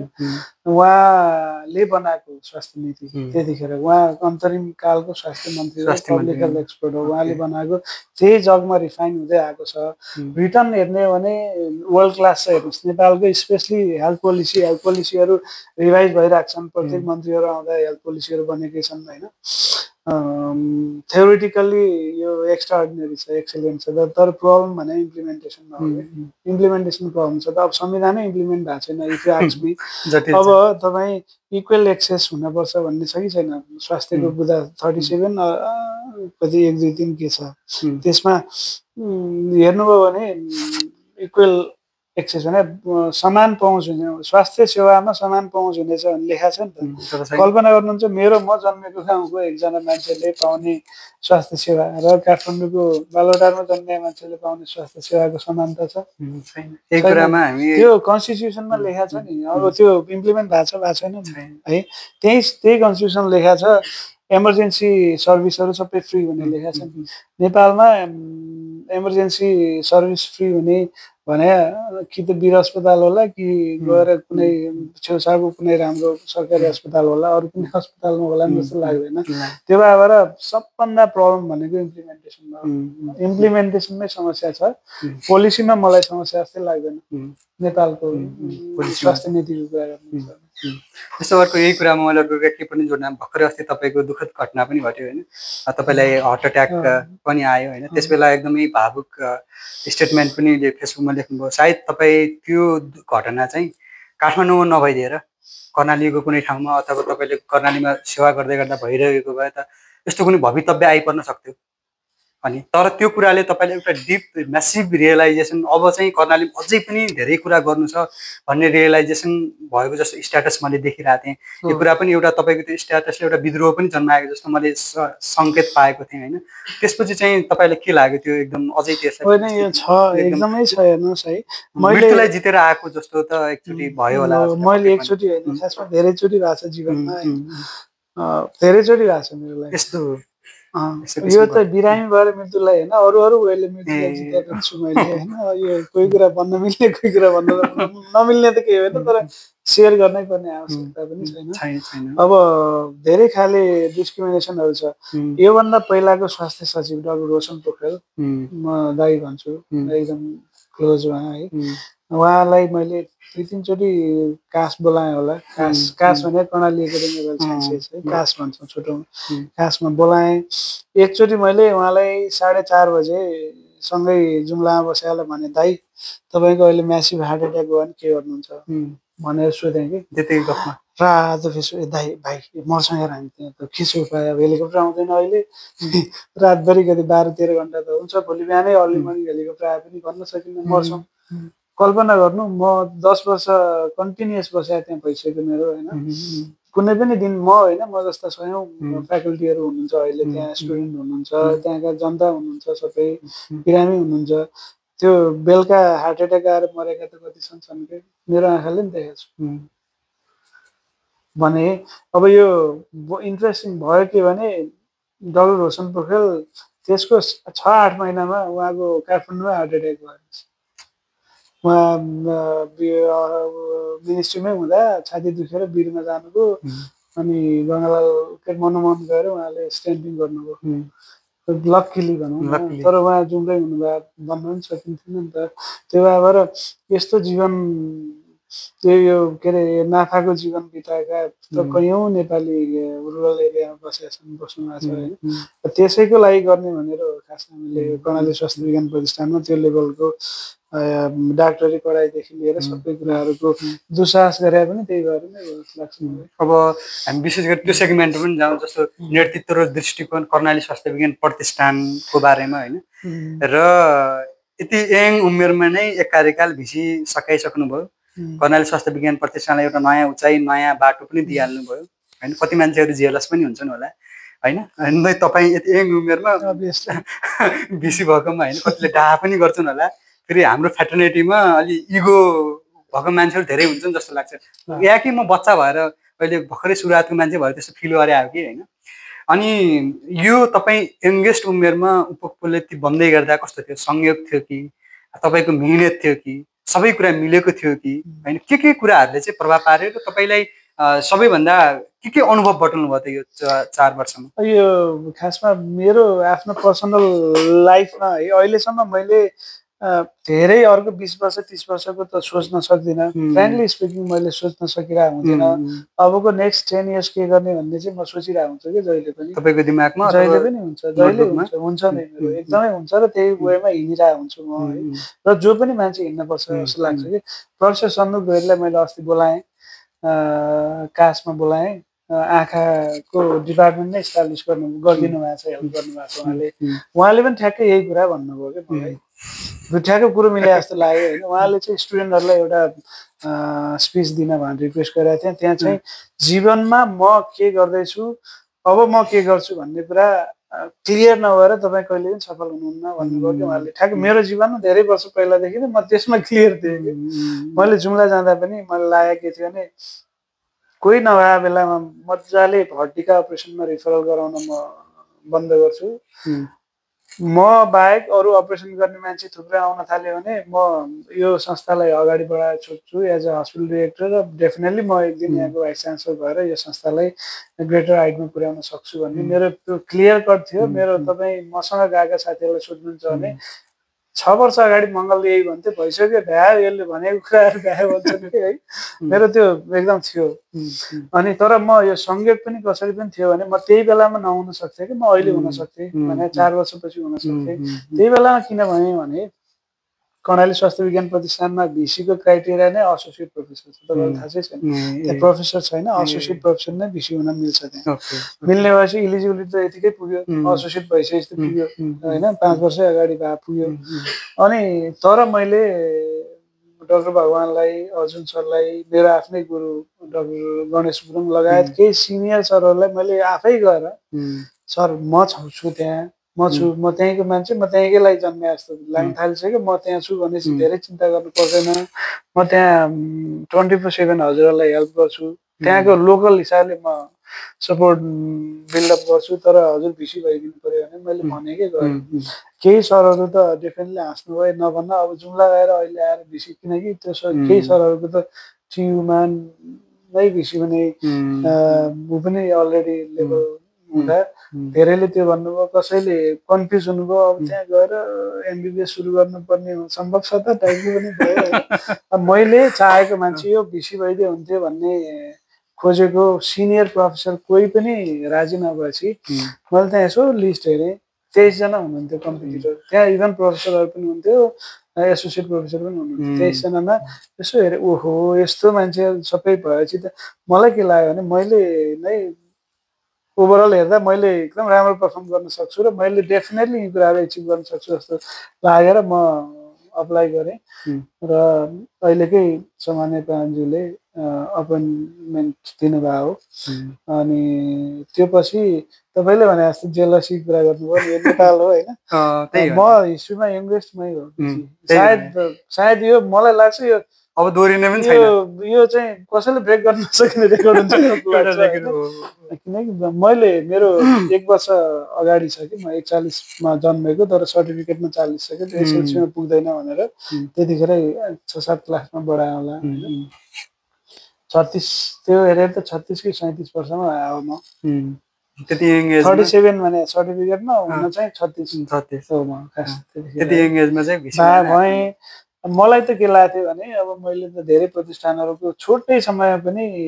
प्रतिष्ठानमा गर्नुपर्ने के हुन्छ, कसरी अगाडि बढाउन सकिन्छ भन्ने त हेरेकै थिएँ नि। बिपिकेएचएसमै प्रतिष्ठानमै पढ्नु भएको अब बिताइयो वर्षौँ टिचिङ, के अरे हाम्रो न्याम्सबाट मैले पोस्ट ग्रेजुएसन गरेँ, पाटनमा काम गरेँ। त्यति बेलाको प्रतिष्ठान यति त हुन्, यही नै हो प्रतिष्ठान, न्याम्स पाटन यही थियो। अनि त्यसपछि कर्णाली हो कि, कर्णाली पछि बल्ल राप्ती, अनि यो पोखरा र 2टा प्रोभिन्सियल प्रतिष्ठान बने हुन् नि त। म भनेपछि त म एकदमै कन्फिडेन्ट थिएँ कि मैले एज अ भाइस चान्सलर मैले डेलिभर गर्न सक्छु जस्तो फिल गरेको थिएँ। तर त्यति सहज भएन, जसरी सोचेको थिएँ त्यो भएन। नहुनुको कारण पनि तपाईँले भने जस्तो यो भाइ गयो भिसी भएर। अब हाम्रो मेडिकल कम्युनिटी हो होइन, अनि मैले भने जस्तै सहज त डेफिनेटली भएन, स्ट्रङ अवरोध भयो नि। एकजना प्रोफेसरले के कारण अवरोध भयो? जस्तो उमेरका कारण, पृष्ठभूमिका कारण, धेरै कारणले यो समाजमा अवरोध किन गर्यो भनेर सोध्न चाहिँ त्यो अवरोध गर्नेलाई सोध्नु पर्छ। हजुरले गर्नुभएको मलाई कस्तो लाग्छ भने मलाई चाहिँ एउटा यङ एजमै हुने पनि अवरोधको कारण हो जस्तो लाग्छ होइन। एकजना प्रोफेसर हुनुहुन्थ्यो, टिचिङबाट रिटायर्ड, अब नाम लिन्न म, उहाँले सर्वोच्च मुद्दै हाल्नुभयो भेरी नेक्स्ट डे, मेरो अपोइन्टमेन्टको भेरी नेक्स्ट डे हाल्नुभयो। अनि म यहाँ खुङ्खार प्रोफेसर हुँदा हुँदै यसलाई बनायो भन्ने टाइपको थियो, तर त्यसले मिनिङ त राखेन, त्यही मुद्दा पनि लड्नु पर्यो। उहाँले रियलाइज गरेर फिर्ता लिनुभयो त्यो, फिर्ता लिएपछि अर्को कोही पोलिटिकल मान्छेले जबरजस्ती, यहाँ त मुद्दा त इन्टेन्सनल नै हाल्दो रहेछ नि त, दुःख दिनलाई नै हाल्ने। तपाईँ एउटा भने यो नलेज हो, कसैलाई दुःख दिनु छ भने मुद्दा हाल्ने। किन थाहा छ? मुद्दा हालेपछि दुईटा कुरा हुन्छ। के हुन्छ? एउटा डेफिनेटली त्यो तपाईँ 100% जित्ने हुँदा पनि स्ट्रेस हुन्छ। किन स्ट्रेस हुन्छ भन्दा यो कहिले पेशी छ, कहाँ जानुपर्छ, के हुने हो, प्रेडिक्टेबल छैन। जुडिसियरी प्रेडिक्टेबल छैन क्या देशमा। दोस्रो पैसा खर्च हुन्छ, कन्फर्म हुन्छ। किन हुन्छ? वकिल, प्राइभेट वकिल राख्नु पर्यो, उसले पैसा नदिए कि आफ्नो घरको दाहिरा भाइ वकिल हुनु पर्यो, दाइ भाइलाई पनि फुर्सद हुँदैन, कि चाहिँ पे गर्नु पर्यो तपाईँले। एउटा स्ट्रेस, अनावश्यक स्ट्रेस हुन्छ, अर्को चाहिँ पैसा खर्च, यो दुईटा कुरा हुन्छ क्या मुद्दा। तपाईँले जस्तै किरणले यहाँ इन्टर्नसिपमा यो के चलायो, यो गर्नु नपर्ने कुरा चलायो भनेर हालिदिए पुग्छ कि, मान्नु न, जे भयो भने म जे भयो भने, जबकि त्यो यति राम्रो काम गर्नु भएको छ नि तपाईँले, यो त यति गजब कुरा हो नि। यो एजमा यो उसमै यो लेभलको अवेरनेस विकासलाई त सिट हो नि त, यो एउटा ठुलो रेकर्ड हो कि होइन। अब त्यो हाले चाहिँ के हुन्छ थाहा छ? मैले हालेँ गएँ, एकजना तपाईँले वकिल राख्नुपर्छ, तपाईँले पे गर्नुपर्छ, त्यो टुङ्गिँदैन, त्यो केही वर्ष केही महिना लाग्छ, तनाव भएन, एक्स्ट्रा तनाव। जबकि तपाईँले केही पनि गुमाउनु छैन नि त, थाहा छ नि त, हार्ने पनि होइन, त्यो पनि थाहा छ, तर तपाईँलाई स्ट्रेस हुन्छ, तपाईँको पैसा खर्च हुन्छ कि। त्यो भएर त्यो हाले। त्यो पछि के भयो भने समाजवादी पार्टीको स्वास्थ्य मन्त्री हाम्रो विरोध खतिवडाजी आउनुभयो। विरोध खतिवडाजीले एक कस्तो छ क्या कथा है। म कालीकोटबाट, काठमाडौँबाट म जहिले सुर्खेत प्लेनमा, त्यहाँबाट जहिले गाडीमा जाने लास्ट 4 इयर्स त्यही नै गरेँ, 9 घन्टा गाडी होइन। त्यो किनभने नेपालगञ्ज टु जुम्लाको कहिल्यै पनि फ्लाइट को फिक्स हुँदैन क्या, पाउने नपाउने हुन्छ होइन। नपाउने चाहिँ एकहोरो गएपछि त एक दिनमा पुगिन्छ नि भनेर म जहिले जान्थेँ। कालीकोटको सबभन्दा डेडली, भाइलाई थाहा छ होला, सबभन्दा डेडली भिड तल हेर्दा कर्णाली देखिन्छ, माथि हेर्दा रकी माउन्टेन बाहेक के देखिन्छ। त्यो बेला आएर एकजना साथीको फोन आयो काठमाडौँबाट, त्यसले तपाईँलाई त मन्त्री परिषदले बर्खास्त गरेछ भन्ने है। अब कालीकोटको भिडमा मैले कल्पनै गरेको कुरा थिएन। यो के माथि जुम्ला जाँदै अब बजा थियो 4:30-5, न्युजमा आएछ, न्युज सुन्यो, उसले कन्फर्म गर्यो मन्त्रीलाई, हो भन्यो है। अब त मलाई तनाव भयो, कहीँ नसोचेको कुरा आयो, फेरि कहाँबाट बर्खास्त भएछ। अनि फोन गरेँ, बुझेँ, हो रहेछ, मन्त्री परिषदले रहन्छ, मन्त्रीले बर्खास्त गरेर मन्त्री चाहिँ त्यो विरोध कतिवटा। अस्ति भेट भयो उहाँलाई, रातो ड्रेस मात्रै लाउनुभयो, ओहो के छ डाक्टर भनेर हक गर्नुभयो है। अनि त्यो बेला म पुग्नु पर्ने थियो जुम्ला, अनि सिधै मलाई मात्र होइन नि, मैले नियुक्ति गरेर सबै दिन रजिस्ट्रार टाइपले सब बर्खास्ती भयो है। अब फोन गरेँ रजिस्ट्रारलाई, सर अब भोलि काठमाडौँ फर्किनु पर्ने भयो, आज म मानमा बस्छु, तपाईँ आउनुहोस् मानमा भने। उहाँलाई बिचरा राति उहाँको पनि काम थियो होला, सब छोडेर उनी चाहिँ राति उताबाट जुम्लाबाट कालीकोट, म चाहिँ जुम्ला त्यहाँबाट कालीकोट बस्यौँ। राति होटलबाट मैले त्यहाँ लेखेँ, राति सोसियल मिडियामा लेखेँ। 10 वर्ष करिब 7-8 वर्ष भएको थियो, 8 वर्ष कति मैले ट्याक्कै याद गर्दिनँ। कर्णालीमा सेवा गरेको पुरस्कार पाइयो, धन्यवाद भनेर लेखेको थिएँ मैले त्यतिखेर। अनि भेरी नेक्स्ट डे गएँ पाटन हाइकोर्टमा, मैले मुद्दा दर्ता गराएँ, किनकि द्याट वाज क्वाइट इलिगल है, उहाँले गरेको कुरा चाहिँ। अनि त्यसको केही दिनमा, 2 दिन 3 दिनमा रिस्टे अर्डर ल्याएर, उहाँलाई थाहा छ होला अहिले यो कहीँ कहिले काटेर उहाँलाई पठाइदिए नि हुन्छ, ल्याएर ल तपाईँलाई भने मुखैमा फालेर हिँडेको म। अनि एकदमै त्यो पनि उ थियो स्ट्रेसफुल थियो नि त जबकि सारा छोडेर जीवनै छोडेर होइन orthopaedic surgeon senior orthopaedic surgeon काठमाडौँमा अथवा बाहिरै गएर राम्रै गर्न सक्थ्यो नि जीवनमा गाह्रो केही पनि छैन सकिन्छ अब मेरो ठाउँ म बनाउँछु भनेर गएर सारा छोडेर 2,42,000 तलबमा होइन अनि 2,42,000 त पछि भयो मैले 1,10,000बाट 5 वर्ष सुरु गरेको मैले त्यो बाहेक एक्स्ट्रा इन्कम पनि 1 रुपियाँ पनि हुँदैन 1 रुपियाँ होइन पैसा पनि हुँदैन मेरो एउटा मात्र सोर्स अफ मोटिभेसन है मेरो एक्सेसभन्दा बाहिर रहेको कम्युनिटीलाई जो म जहाँ जन्मेँ त्यसलाई मैले सर्भ गर्न पाएको छु भन्ने मात्र मोटिभेसन हो क्या त्यही नाममा बसेको मान्छेलाई हेटौडाका खतिवडाजीले बर्खास्त गरेपछि मलाई त्यो एकदम विरक्त लाग्यो कि छोड्ने बेला त तपाईँले आफै छोडिहाल्नु भयो त कार्यकाल सके छोडिदिनु अहिले अब तपाईँहरूलाई सबैलाई थाहा नै होला उहाँलाई सबभन्दा बढी थाहा छ अहिले जबरजस्ती बन भन्ने मास सबभन्दा ठुलो छ कुनै पनि हालतले म बन्दिनँ बन्नेवाला पनि छैन किनकि मैले 4 वर्षमा जे गर्छु भनेर गरेँ मै बसिराख्नुपर्छ भन्ने छैन नि अर्को लिडरसिप आउला गर्ला त्यो त ट्रान्सफर पनि गर्नु यही समातेर कुर्सी समातेर बस्ने भन्ने यो हिसाबले अनि भने नि दुःख त कति पाइयो अब कोभिडमा हेर्नुहोस् सबभन्दा बाहिरी देशबाट आउने मान्छे बढी कर्णालीका हुन् थाहा छ किनकि कालापाहाड जाने भन्थे सबै यहाँका पूर्वका जाने मलेसियामा कर्णालीका जाने इन्डिया हो त काम गर्न अब सबै इन्डियाले पठाइदियो अब कोभिडका जहाँ छ जाऊ भने त्यो कोभिड बोकेर आए सबभन्दा बढी पहिलो फेजको कोभिडमा त सबभन्दा बढी मान्छे कर्णालीमा छिरे तपाईँलाई बैलपाडा हुनुहुन्थ्यो अझ बढी थाहा छ अनि त्यो बेलामा पिसिआर ल्याब जसरी म हस्पिटल डिरेक्टर थिएँ जसरी बनाउनु पर्छ भनेर त्यतिखेरको एनपिएचएल डिरेक्टरलाई भने मन्त्रालय प्रमुखलाई भने हाँसेर मलाई फोनमा हाँसेर डाक्टर साहब बल्ल तल्ल 1 महिनामा काठमाडौँमा पिसिआर ल्याब इस्टाब्लिस गर्न सकिया छ जुम्लामा पिसिआर नबनाउनु डाक्टर साहब यस्तो तनाव नदिनु न भनेर फोन राखे पति गयो भनेर प्रदेश सरकारलाई त्यतिखेर प्रदेश सरकार हाम्रो चिफ मिनिस्टर महेन्द्र साई हुनुहुन्थ्यो दाजु सामाजिक विकास मन्त्री हुनुहुन्थ्यो एकदमै बुझेको मान्छेहरू हुनुहुन्थ्यो होइन सपोर्टिभ उहाँहरूले सपोर्ट गर्नुभयो पिसिआर मेसिन ल्यायो पछि त त्यो एनपिएचएल पछि highest number of PCR test गर्ने सेन्टर जुम्लामा हाम्रो भयो के यो त कुरै नगर्नु अहिले अब तपाईँ अघि तपाईँले भने जस्तो त्यहाँ एमबिबिएस डाक्टरी उत्पादन गर्ने भने त कल्पनाभन्दा बाहिरको विषय थियो काठमाडौँले त त्यो मान्दैन थियो मेरै आफ्ना साथी जिग्रीहरू मेरा आफ्ना गुरुहरू मेरा क्लोज मान्छेहरूले नि यो इज इट पोसिबल भन्ने नै थियो अहिले अब अहिले म 4 वर्ष 3 हप्ता भयो होइन त्यो त्यहाँ भिसी भएको भनौँ न सकाएको 3 हप्ता भयो एमबिबिएस मैले सुरु गरेको थिएँ म भिसी भइसकेपछि अहिले 5 ब्याच इनरोल भयो 5 ब्याच 50 सिट अब फर्स्ट ब्याच स्टुडेन्ट अहिले 4th इयरको आधा छ सकिन्छ त सकिँदो रहेछ त्यही भएर यो सर्ट पिरियडमा पनि लर्निङ त कति भयो मैले जहिले भन्ने गरेको छु कि मासमा मैले यो 4 वर्षमा 40 वर्षको एक्सपिरियन्स लिएँ भने कुन धेरै सिक्नलाई धेरै ठुलो जिम्मेवारी पनि लिनु पर्दो रहेछ भन्ने खोज्नुभयो त्यो हुँदै होइन नि सानो कुराबाट सानो जिम्मेवारीमा पनि धेरै लर्निङ हुन सक्छ तर नेपालमा जति प्रतिष्ठान छन् नि तपाईले मलाई सोध्नुहुन्छ भने नेपाल बेस्ट म्यानेजरलाई सबभन्दा हाइली इफिसिएन्ट मान्छेलाई भिसी बनाउनु पर्ने ठाउँ चाहिँ जुम्ला हो अरू कुनै पनि होइन पाटनमा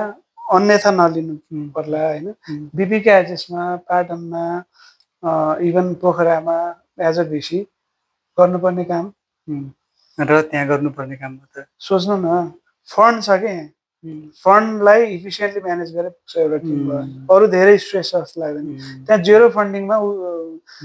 त्यत्रो खाले एचिभमेन्ट गर्नुपर्ने छ कि अनि अब आउँदाखेरि जान गाह्रो छ गएपछि आउन गाह्रो छ त्यहाँ फ्याकल्टी लिनुपर्ने छ स्टुडेन्ट पढाउनु पर्ने छ भाडा काठमाडौँबाट चर्को छ इन्फ्रास्ट्रक्चर अहिले बनेको छ एडिक्वेट छैन यस्तो ऐतिहासिक कामको सुरुवात भने मलाई सोध्नुहुन्छ नि म यदि देशको जिम्मेवार भने नियुक्ति दिने मान्छे थिएँ भने र्याङ्किङमा मोस्ट इफिसिएन्ट मान्छेलाई त्यहाँको भिसी बनाउँथे बल्ल अरूको बनाउँथे किनकि त्यो लेभलको च्यालेन्ज छ कि ओके मैले तपाईँको यसमा के जोड्यो भन्दा नेपालको कुनै पनि ठाउँको भाइस चान्सेलर नियुक्ति हुँदाखेरि विवाद रहित चाहिँ कतै नहुने भयो कि कतै न कतै केही न केही विवाद नै हो। तपाईँले त भिसीको कार्यकाल सकाइसक्नु, आगामी दिनमा यो भिसी बन्ने प्रक्रिया कस्तो हुनुपर्छ जस्तो लाग्छ? मैले जटिल प्रक्रिया हो फेरि। युजिसीमा थियो 16वटा भिसी, सायद 16वटा होइन 7वटा कि कति 7वटा प्रतिष्ठान,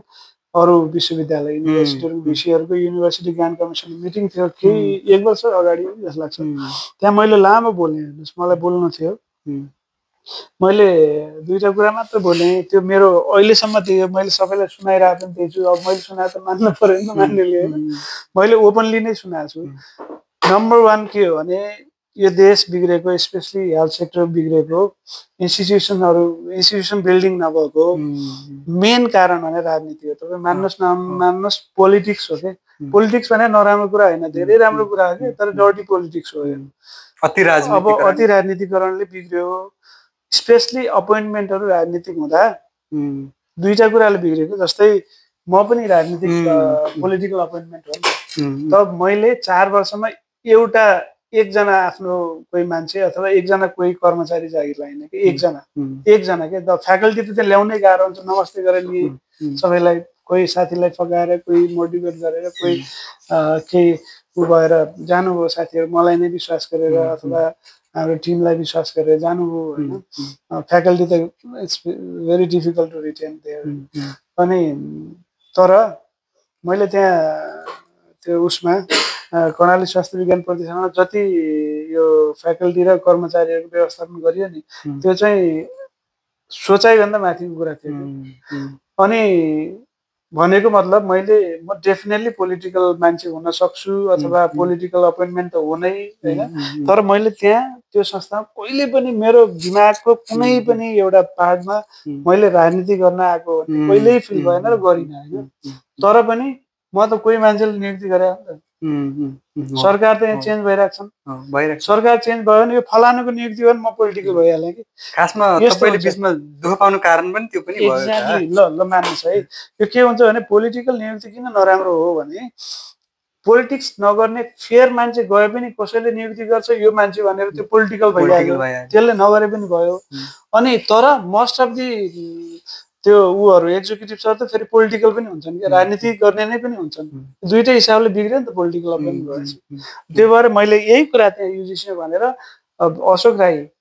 शिक्षा मन्त्री हुनुहुन्थ्यो, मन्त्रीज्यू यो पोलिटिकल अपोइन्टमेन्टको सिस्टम हटाउनु भयो भने योभन्दा ठुलो रेगुलेसन केही पनि हुँदैन टिपाएँ। एक ल तपाईँहरूले सक्दै सक्नु भने यो राज्य उल्टेला जस्तो भयो, पोलिटिकल अपोइन्टमेन्ट नगरे जस्तो लाग्छ भने फाइन, राम्रो त होइन, फाइन त होइन, तर माने मैले। त्यो गर्ने हो भने पनि एउटा कुरा गर्नुहोस् भनेको मैले। के गर्नुहुन्छ भन्दा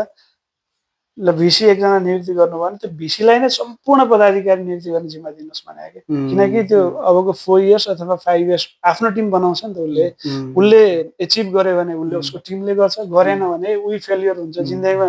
फेलियर हुन्छ। अब एभ्री इन्स्टिट्युसनमा हेर्नुहुन्छ भने भिसी एउटा पार्टीको नियुक्ति हुन्छ, भागभण्डा रजिस्ट्रार जान्छ अर्को, डिन जान्छ अर्को, रेक्टर अर्को पार्टीको, के अरे अर्को पार्टीको डाइरेक्टर भनेपछि अब हुन्छ त के भने डिनले भिसीको मान्दैन, भिसीले डाइरेक्टर मान्दैन, डाइरेक्टर रेक्टरको मान्दैन, रेक्टरले असिस्टेन्ट डिनको मान्दैन, भाँडभैलो त्यहाँबाट भयो, चेन अफ कमान्ड भएन। यो 2टै वेले बिग्रिएको छ कि। त्यही भएर आइदर पोलिटिकल अपोइन्टमेन्ट स्टप गर्नुहोस् अर चिफ लिडरसिप जो हो नि त्यसलाई टिम सेलेक्सन गर्न दिनुहोस् के। आफ्नो फेभरको आफूले ड्रिम गरेको अबको 4 वर्ष अथवा 5 वर्ष इन्स्टिट्युसन कहाँ लिन्छु त्यही हिसाबको टिम सेलेक्ट गर्छ र सफल हुने चान्स हाई हुन्छ के। यो नगर्यो भने त गाह्रै छैन। मैले यो पुर्याउने ठाउँमा पुर्याएको छु। अझै तपाईँ नै त्यही ठाउँमा गएर परिवर्तन आउँछ कि कुनै दिन? धेरै वर्ष लाग्छ, हुन सक्छ त इमिडिएटली त मलाई म देख्दिनँ, टेक्स टाइम। त्यो हैन म थिएँ भने म यो गर्थेँ, त्यति मोटिभेसन चाहिँ छ। एकदमै हो यो नेसन बिल्डिङको लागि। यो स्पेसली म अरू सेक्टरहरू त जान्दिनँ, सायद अरू सेक्टर पनि त्यही होला हैन। हेल्थ सेक्टरमा त यही इम्प्रुभ गर्यो भने धेरै कुराको समाधान भयो। मेरिटोक्रेसी भन्छ नि, मेरिटोक्रेसी। ओके। अर्को कुरा मैले अर्को के जोडेँ, 4 वर्षे रूपमा भिसीको रूपमा हजुरले काम गर्दै गर्दाखेरि र तपाईँले गर्नुभएका कर्णालीमा हामीले धेरै थाहा नहुन पनि सक्छ, कतिले हामीले न्युज पेपर सबै नपढा पनि हुनसक्छ होइन। के सुधार कस्तो थियो कर्णाली स्वास्थ्य विज्ञान प्रतिष्ठान र तपाईँले छोड्दै अहिले भिसी भएर छोड्दै गर्दा कस्तो भयो? र अर्को कुरा मैले के सोधेँ भने जति बेला डाक्टर केसीले आन्दोलन गर्नुभयो कर्णालीमा चाहिँ डाक्टर पढाउनुपर्छ, प्राइभेटहरूलाई चाहिँ अहिले पढाउनु हुँदैन होइन, प्राइभेटहरू न्यूनीकरण गर्न राज्यले नै पढाउनुपर्छ भने त्यसको उपजको अहिले दुःख हामीले भोगिरहेछौँ अहिले वर्तमान अवस्थामा। त्यो त्यसका उपजहरू नै देख्छु मैले चाहिँ होइन। र तपाईँले त्यो विषयलाई कसरी जोड्नु? कर्णाली स्वास्थ्य विज्ञान प्रतिष्ठान तपाईँ जोइन गर्दै गर्दा सुरुमा कस्तो थियो र कुनले पनि धेरै कुरा सुधार भइसकेका छन्, देखि पनि रहेछन् होइन, तर त्यो कति भित्री लुकेको कुरा थाहै नभएको कुराहरू पनि होला। अब यो पनि कथै छ कि मैले खासमा यसो हेर्छु होइन, अन एन एभरेज कति 18-19 घन्टै गरेँ कि जस्तो लाग्छ त्यो आफ्नो पालामा त्यो संस्थाको लागि नसुती नखाई रात नसुती नभनी होइन। अहिले यसो हेर्दा मभन्दा पहिला 2 जना भिसीले ट्रेनिङ सकाउनु भएको, म थर्ड भिसी हो। थर्ड हो। पहिला फर्स्टको भिसी साहबले त्यहाँका म लगायत धेरै फ्याकल्टी प्रोडक्सनको लागि पनि धेरै योगदान गर्नुभयो। हस्पिटल त्यो 300 बेडको स्ट्रक्चर जो देख्नुहुन्छ त्यो बन्यो होइन, त्यो गरेर सकियो। सुरुवात गर्दा गर्दै सकिहाल्यो उहाँको। सेकेन्ड उसमा ठ्याक्क जाने महिनामा हामी सबै लागेर एमडिसिपी लगायत 3वटा पिजी सुरु गर्नुभयो अनि करिकुलमहरू डेभलप गर्नुभयो सेकेन्ड। अनि तर सिग्निफिकेन्टली अब लास्ट 4 इयर्समा जो मैले लिडरसिप गरेँ त्यो सबै प्रोग्रामहरू म्याक्सिमम प्रोग्रामहरू डेभलप भएको त्यतिखेर हो। जस्तै एमबिबिएस स्टार्ट गरेँ, एमडीका प्रोग्रामहरू थपियो होइन। फार्मेसी स्कुल थिएन, फार्मेसीमा ब्याचलर मास्टर्स सुरु गरियो। 4वटा स्कुलमा masters, nursing masters, public health masters सुरु गरेँ। सबै प्रोग्रामको हिसाबले एकाडेमीका हिसाबले जे ठुला एकाडेमीहरू गर्नुपर्थ्यो त्यसको सुरुवात चाहिँ भयो। इन्टरनल इन्कम पनि 5 करोड पुग्थेन कि वर्ष पहिला चाहिँ, अहिले अराउन्ड 37 करोड, अराउन्ड 37 करोड 7-8 गुणै हो। 7-8 गुणा नै भइसक्यो। 4 वर्षमा 7-8 गुणा बढ्यो। पेसेन्ट पनि 42,000 पर इयर थियो, अहिले 1 लाख प्लस भयो। अनि फ्याकल्टी त डबलै भयो, 100 प्लस फ्याकल्टी छन्। अब विद्यार्थी थिए सबै जम्मा गरेर 35-36 जना विद्यार्थी, अहिले अलमोस्ट अराउन्ड 500 स्टुडेन्ट छ यही वर्षमा। 500 भने त अब बढ्दै जान्छ, अर्को 1000-1200 यस्तो हुन्छ होइन। एक खाले अब इन्टरनेसनल कोलाबोरेसन छँदै थिएन, अहिले अब ग्लोबली कनेक्टेड छ कास। अब अहिले एक दिनमै हेर्नु हो भने धेरै युनिभर्सिटीका इमेलहरू, धेरै युनिभर्सिटीले अब इभन डेनमार्कहरूले अब युएसका स्टुडेन्टहरू आउँदैछन्, युकेबाट यही महिनै 7 जना आउँछन् भनेर इमेल आइरहेको थियो। अनि इन्टरनेसनल स्टुडेन्टहरू पनि एक खाले हब हुन लाग्छ। सबै हिसाबले धेरै कामहरू भएका छन् होइन। अब मलाई चाहिँ तैँले के गरिस् भन्दा एउटा काम मात्र, रुरल एरियामा पनि मेडिकल स्कुल पोसिबल छ है नेपालको भनेर प्रमाणित गर्ने जस्तो लाग्छ। त्यो जीवन्त उदाहरण कसैलाई शङ्का लाग्छ भने गएर हेरे भइगयो त, शङ्का मान्ने पनि परेन, मैले गरेको छु भनेर हिँड्न पनि परेन। त्यो भइरहेछ, भएकै कुरा हो होइन। र पोसिबल छ भन्ने एक्जाम्पल चाहिँ पेश गरियो जस्तो लाग्छ मलाई। डाक्टर केसीको आन्दोलनसँग अब यस्तो हो, अब केसी सरको 4-5औं अनसन तपाईँलाई थाहै छैन होला। काठमाडौँ ओभरअल लिडरसिप लिने म थिएँ एकताका। टिचिङमा आन्दोलन हुन्थ्यो तर हामी 375 जना वीरको रेजिडेन्ट पैदल हिँडेर टिचिङ गएर सरलाई सपोर्ट गर्थ्यौँ। त्यो बेलासम्म टिचिङमै फोकस थियो। मैले त्यतिखेरको एनएमएको अहिले एमएसी गोपाल हुनुहुन्छ, उहाँसँग ठुलो झगडा गरेर एनएमएलाई नेसन वाइड बनाएर पहिलोचोटि त्यो आन्दोलन नेसन वाइड बनाउने प्रमुख भूमिका खेल्ने पात्रमध्ये म एउटा हो। तर उहाँको पछि एकदम पोलिटिकलाइज भयो कि, एकदम दुःखद कुरा, राजनीतिकरण भयो। एउटा चिकित्सकले प्योरली मेडिकल सिस्टमकै मात्र कुरा गरे भए धेरै ठुलो सपोर्ट पाउनुहुन्थ्यो र सही पनि हुन्थ्यो। पछि राजनीति कहाँतिर लागेपछि इभन मलाई पनि त्यो लेभलको इन्ट्रेस्ट भएन, जस्तै म जस्तै धेरै साथीहरूलाई पनि भएन जस्तो लाग्छ। जुम्ला र उहाँको कुरा गर्दाखेरि कर्णाली स्वास्थ्य विज्ञान प्रतिष्ठान स्टार्ट भएको 5-6 वर्ष कि 7औं वर्षमा उहाँ जानुभयो। 7औं वर्षमा जस्तो लाग्छ जानुभयो। जाने अन्तर्कथा त धेरै पनि छन्। त्योभन्दा पहिला जान लाग्नु भएको थियो, मलाई बोलाउनु हो, मैले टिकट काटेँ तर जीवनजी म मिलेर नजाउँ भनेर रोक्या हो। तर पछाडि चाहिँ गएरै छोड्नुभयो। गएपछि एमबिबिएस सुरु गरौँ भन्नुभयो। एमबिबिएस त सुरु हुनेवालै थियो, एक दिन हामी गर्नेवालै थियौँ होइन। किनकि वर्षौँदेखि हामी त्यहाँ बसेर जीवन दिइरहेका मान्छेहरू थियौँ त्यहाँ एमबिबिएस सुरु हुनाले चाहिँ। तर सरको कारणले एउटा फाइदा चाहिँ डेफिनेटली भयो, त्यो कर्णाली स्वास्थ्य विज्ञान प्रतिष्ठानको एडभोकेसी चाहिँ हाइटमा पुग्यो नि त्यहाँ। नथाहा मान्छेले नि त्यहाँ एउटा प्रतिष्ठान रहेछ, त्यहाँ एमबिबिएस सुरु गर्नुपर्ने रहेछ भन्ने चाहिँ त्यो फिल गरेँ। त्यो चाहिँ सरको ले गरेको एउटा सकारात्मक योगदान भन्छु। तर त्यहीसँगै जोडिएका पोलिटिक्सहरूमा चाहिँ मेरो भन्नु केही छैन। त्यसका अरू विश्लेषण गर्न त्यसका कन्सिक्वेन्सहरू त अब जोडिएको कुराहरू त्यो त कुरै नगरौँ। यो एमएससीको स्थापना जरुरी थियो कि थिएन, यसले राम्रो गर्यो कि नराम्रो गर्यो, यसमा क्वेसन उठ्न सक्छ। अनि यो स्कलरसिपको पर्सेन्टेजले नेपाल सरकारलाई कतिको आर्थिक भार गर्यो, अब यहाँ पढ्ने रेजिडेन्टहरूले पनि अपर्च्युनिटी पाए कि घट्यो, यी सबै कुराहरू त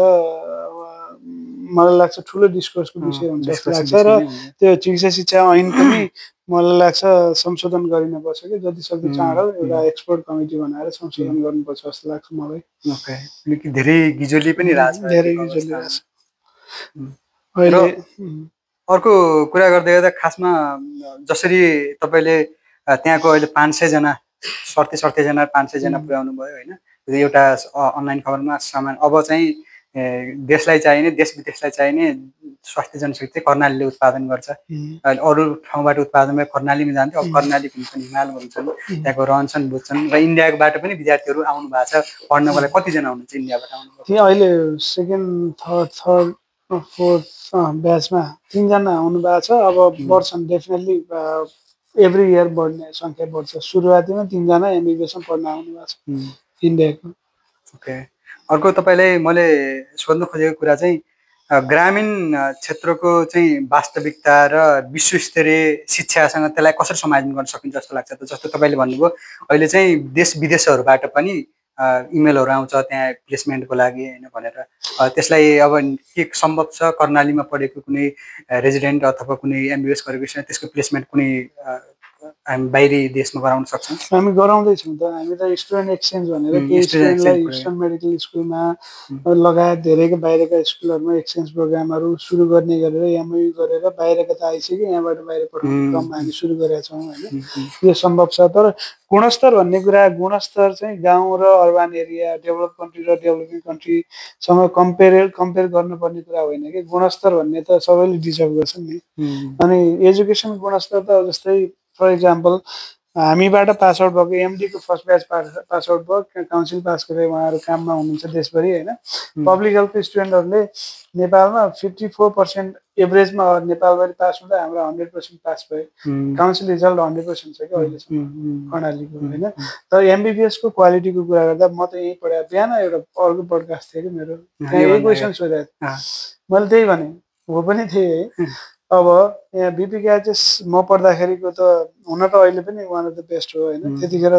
डेफिनेटली बिपिकेएचएस भनेको बेस्ट इन्स्टिट्युसन थियो। त्यतिखेर हामी पढ्दाखेरि यहाँका स्टुडेन्टहरूको लेभल त हामीलाई थाहा नहुने कुरा भएन। हामी यहीँको स्टुडेन्ट, मेरा स्टुडेन्ट अहिले म त अहिले अर्थोपेडिक्स पढाइ पनि रहेको छु नि त। थ्योरी क्लासहरू प्र्याक्टिकल क्लासहरू लिइरहेको हुन्छु। उनीहरूको लेभल चाहिँ म यति सेटिस्फाइड छु होइन। मैले फर्स्ट ब्याच हो अहिले पढाइरहेको, क्लिनिकलमा फर्स्ट ब्याच आएको भएर फर्स्ट ब्याचलाई, सेकेन्ड ब्याचलाई अस्ति 2टा क्लास पढाएँ जस्तो लाग्छ। अस्ति गएको फर्स्ट ब्याच अहिले अर्को वर्ष पास आउट होला होइन। म यति होपफुल छु कि नेपालको कुनै पनि राम्रा इन्स्टिट्युसन भन्दा उनीहरूको पर्फर्मेन्स बेटर होला जस्तो लाग्छ। त्यो कारण के भने दुईटाका, एउटा स्कलरसिपमा जानेहरू धेरै पनि भए, तर स्कलरसिपमा जाने राम्रा हुन्छन् भन्ने होइन है। मेरो ब्याचकोमा टपर भनेको यहाँ पेबाट पढेको साथीले टप गरे, गोल्ड मेडलिस्ट भएको, यो केही फरक पर्दैन। तर ओभरअल एकदम लेबरियस हार्डवर्किङ मान्छेहरू त्यहाँ छन्, स्टुडेन्टहरू छन्। अर्को चाहिँ फ्याकल्टी एकदम धेरै भयो, स्टुडेन्ट चाहिँ 20 जना 30 जना भयो नि त। ट्युसन पढाए जस्तो हुने रहेछ कि यति मजाले पढ्छन्, यस्तो मजाले। अस्ति एनजिएमसीको एकजना भाइलाई एक्सटर्नल बोल्न आएको एमबिबिएसमा फोन गरेको मलाई, दाइ के पढाएको तपाईँका, हामीले यहाँ रेजिडेन्सीमा अर्थोपेडिक्स पढाएका तपाईँको एमबिबिएसको सबै पढिसकेछन्। त्यो ट्युसन पढाए जस्तो पनि भयो होला। र थ्योरिटिकल ऊ चाहिँ एकदमै राम्रो जस्तो लाग्छ है। मैले अब यो अबको काउन्सिल एक्जाम हुन्छ अर्को वर्षको एनतिर भन्दा अर्को वर्षको अर्को 1.5 वर्ष बाँकी छ होइन। अनि त्यो बेला थाहा हुने भयो क्वालिटी, एमबिबिएसको क्वालिटी। अथवा उनीहरू एमएस के अरे एमडिएमएस को इन्ट्रान्स दिँदाखेरि कुन पोजिसनमा ल्याउँछन् त्यतिखेर थाहा हुने भयो। तर म 100% स्योर छु तपाईँहरू पनि तपाईँहरूभन्दा 2-3 ब्याच पछाडि इन्ट्रान्स दिन्छन् तिनीहरूले होइन, मेरो भाइ बहिनीहरूले। म यति त्यो फर्स्ट ब्याचसँग त मेरो यस्तो एफेक्सन छ कि म त्यहाँ थिएँ र उनीहरू त्यहाँ आयो भन्ने फिल हुन्छ क्या मलाई। उनीहरूले यस्तो पर्फर्म गर्नेवाला छन् कि त्यो 20 जनामा 16-17 जनाले उनीहरूले एकदमै राम्रो एचिभ गर्छन् जस्तो लाग्छ कि। त्यो भएर फेरि डेफिनेटली हो त्यहाँ एमआरआई छैन, त्यहाँ क्याथ ल्याब छैन, त्यहाँ एडभान्स टेक्नोलोजीहरू जस्तै टिचिङमा भने सबै सर्जरीहरू त्यहाँ हुँदैन, बिबिएस भने सबै सर्जरी त्यहाँ हुँदैन, त्यो हेर्न पाएको छैन, त्यो फरक पाएको छ। तर एमबिबिएस लेभलमा चाहिने जे कुरा छ त्यो चाहिँ पर्फेक्टली सिक्छन् जस्तो लाग्छ मलाई। ओके, विश्वस्तरीय एक्सचेन्ज प्रोग्राम पनि सकिन्छ त्यो। अर्को कुरा, तपाईँले दशकौँदेखि होइन नेपालको स्वास्थ्य प्रणाली अहिले चाहिँ गणतन्त्रको आगमन डिसेन्ट्रलाइज भयो पनि भनिन्छ र ग्रामीण स्वास्थ्यमा चाहिँ सुधार त्यस्तो देखिँदैन होइन। र त्यसमा नेपालको स्वास्थ्य नीति अनुसार बजेटको वितरण चाहिँ कस्तो पाउनुभयो त तपाईँले? बजेटको वितरण छ नि नेपालमा सबै भयो, पोलिसी स्टेबिलिटी भएन कि। पोलिसी स्टेबिलिटी जरुरी छ नि त। जस्तै म 4 वर्ष भिसी भएँ होइन, अहिलेको पौडेल हाम्रो प्रदीप पौडेल मान्य मन्त्री चाहिँ 12औं मन्त्री हो। कल्पना गर्नु न, 4 वर्षको कार्यकालमा 12औं मन्त्री। अब म जान्छु, म त मरेर खट्ने मान्छे होइन, म जान्छु कन्भिन्स गर्छु एकजना मन्त्रीजीलाई, कन्भिन्स नै हुनुहुन्न। जुम्लामा इन्फ्रास्ट्रक्चर बिल्डअप गर्ने कुरा, जुम्लामा हेल्थ सर्भिस एक्सटेन्सन गर्ने कुरा, जुम्लामा जस्तै एमआरआईहरू लगायतका अत्याधुनिक उपकरणहरू जडान गर्ने कुराको लागि बजेट चाहिने भयो। न जुम्लामा फ्याकल्टी यो बोर्डको फ्याकल्टीहरू लिने कुरालाई कन्भिन्स गर्नलाई गाह्रो हुने भयो। तर 2-3 महिना लगाएर कन्भिन्स गर्यो होइन, कन्भिन्स गरेको पछिल्लो दिन त उहाँको जागिरै जान्छ कि। फेरि अर्को मन्त्री आयो, उसले 3 महिना कन्भिन्स गर्न लाग्यो, त्यसको पनि जागिर जान्छ, उहाँको पनि जान्छ जागिर। भने यो पोलिटिकल स्टेबिलिटी त हुँदै भएन, तर पोलिसी स्टेबिलिटी त कम्तीमा हुनुपर्छ नि। जस्तै 72 सालमा बनेको स्वास्थ्य नीति अहिले 82 सालमा पनि त्यो 72 को राम्रो स्वास्थ्य नीतिको कार्यान्वयनको लागि गर्नुपर्ने कार्यक्रमहरू त अहिले पनि कन्टिन्यू हुनुपर्छ नि। त्यो छैन। 72 मा एकजना स्वास्थ्य मन्त्री आयो, पछि अर्को आयो, सबै काटेर आफ्नो ढङ्गले लियो। फेरि अर्को आउँछ, पहिलाका मन्त्रीको पोलिसीहरू सबै काटेर आफ्नो ढङ्गको पोलिसी बनाउँछ भने पोलिसी स्टेबिलिटी पनि नहुँदा बजेटको डिस्ट्रिब्युसन त झन् प्योरली लबीमा डिपेन्ड गर्ने हो कि। तपाईँले कति लबी गर्न सक्नुहुन्छ, तपाईँको अर्थमन्त्री, तपाईँको स्वास्थ्य मन्त्री मन्त्रीजीहरूकोसँग तपाईँको एक्सेस कति हुने भयो त्यसले भर पर्ने भयो भनेपछि त कन्डिसन त डिजास्टरस छ होइन। पोलिसीमा स्टेबिलिटी आएन भने, निड बेस्ड पोलिसी मेकिङ भएन भने हुने के भयो भन्दा त लबीले होइन एक्सेसले मात्र काम गर्ने हो नि। जहाँ एक्सेस लबीले काम गर्छ त्यहाँ त जस्टिस भन्ने हुँदैन।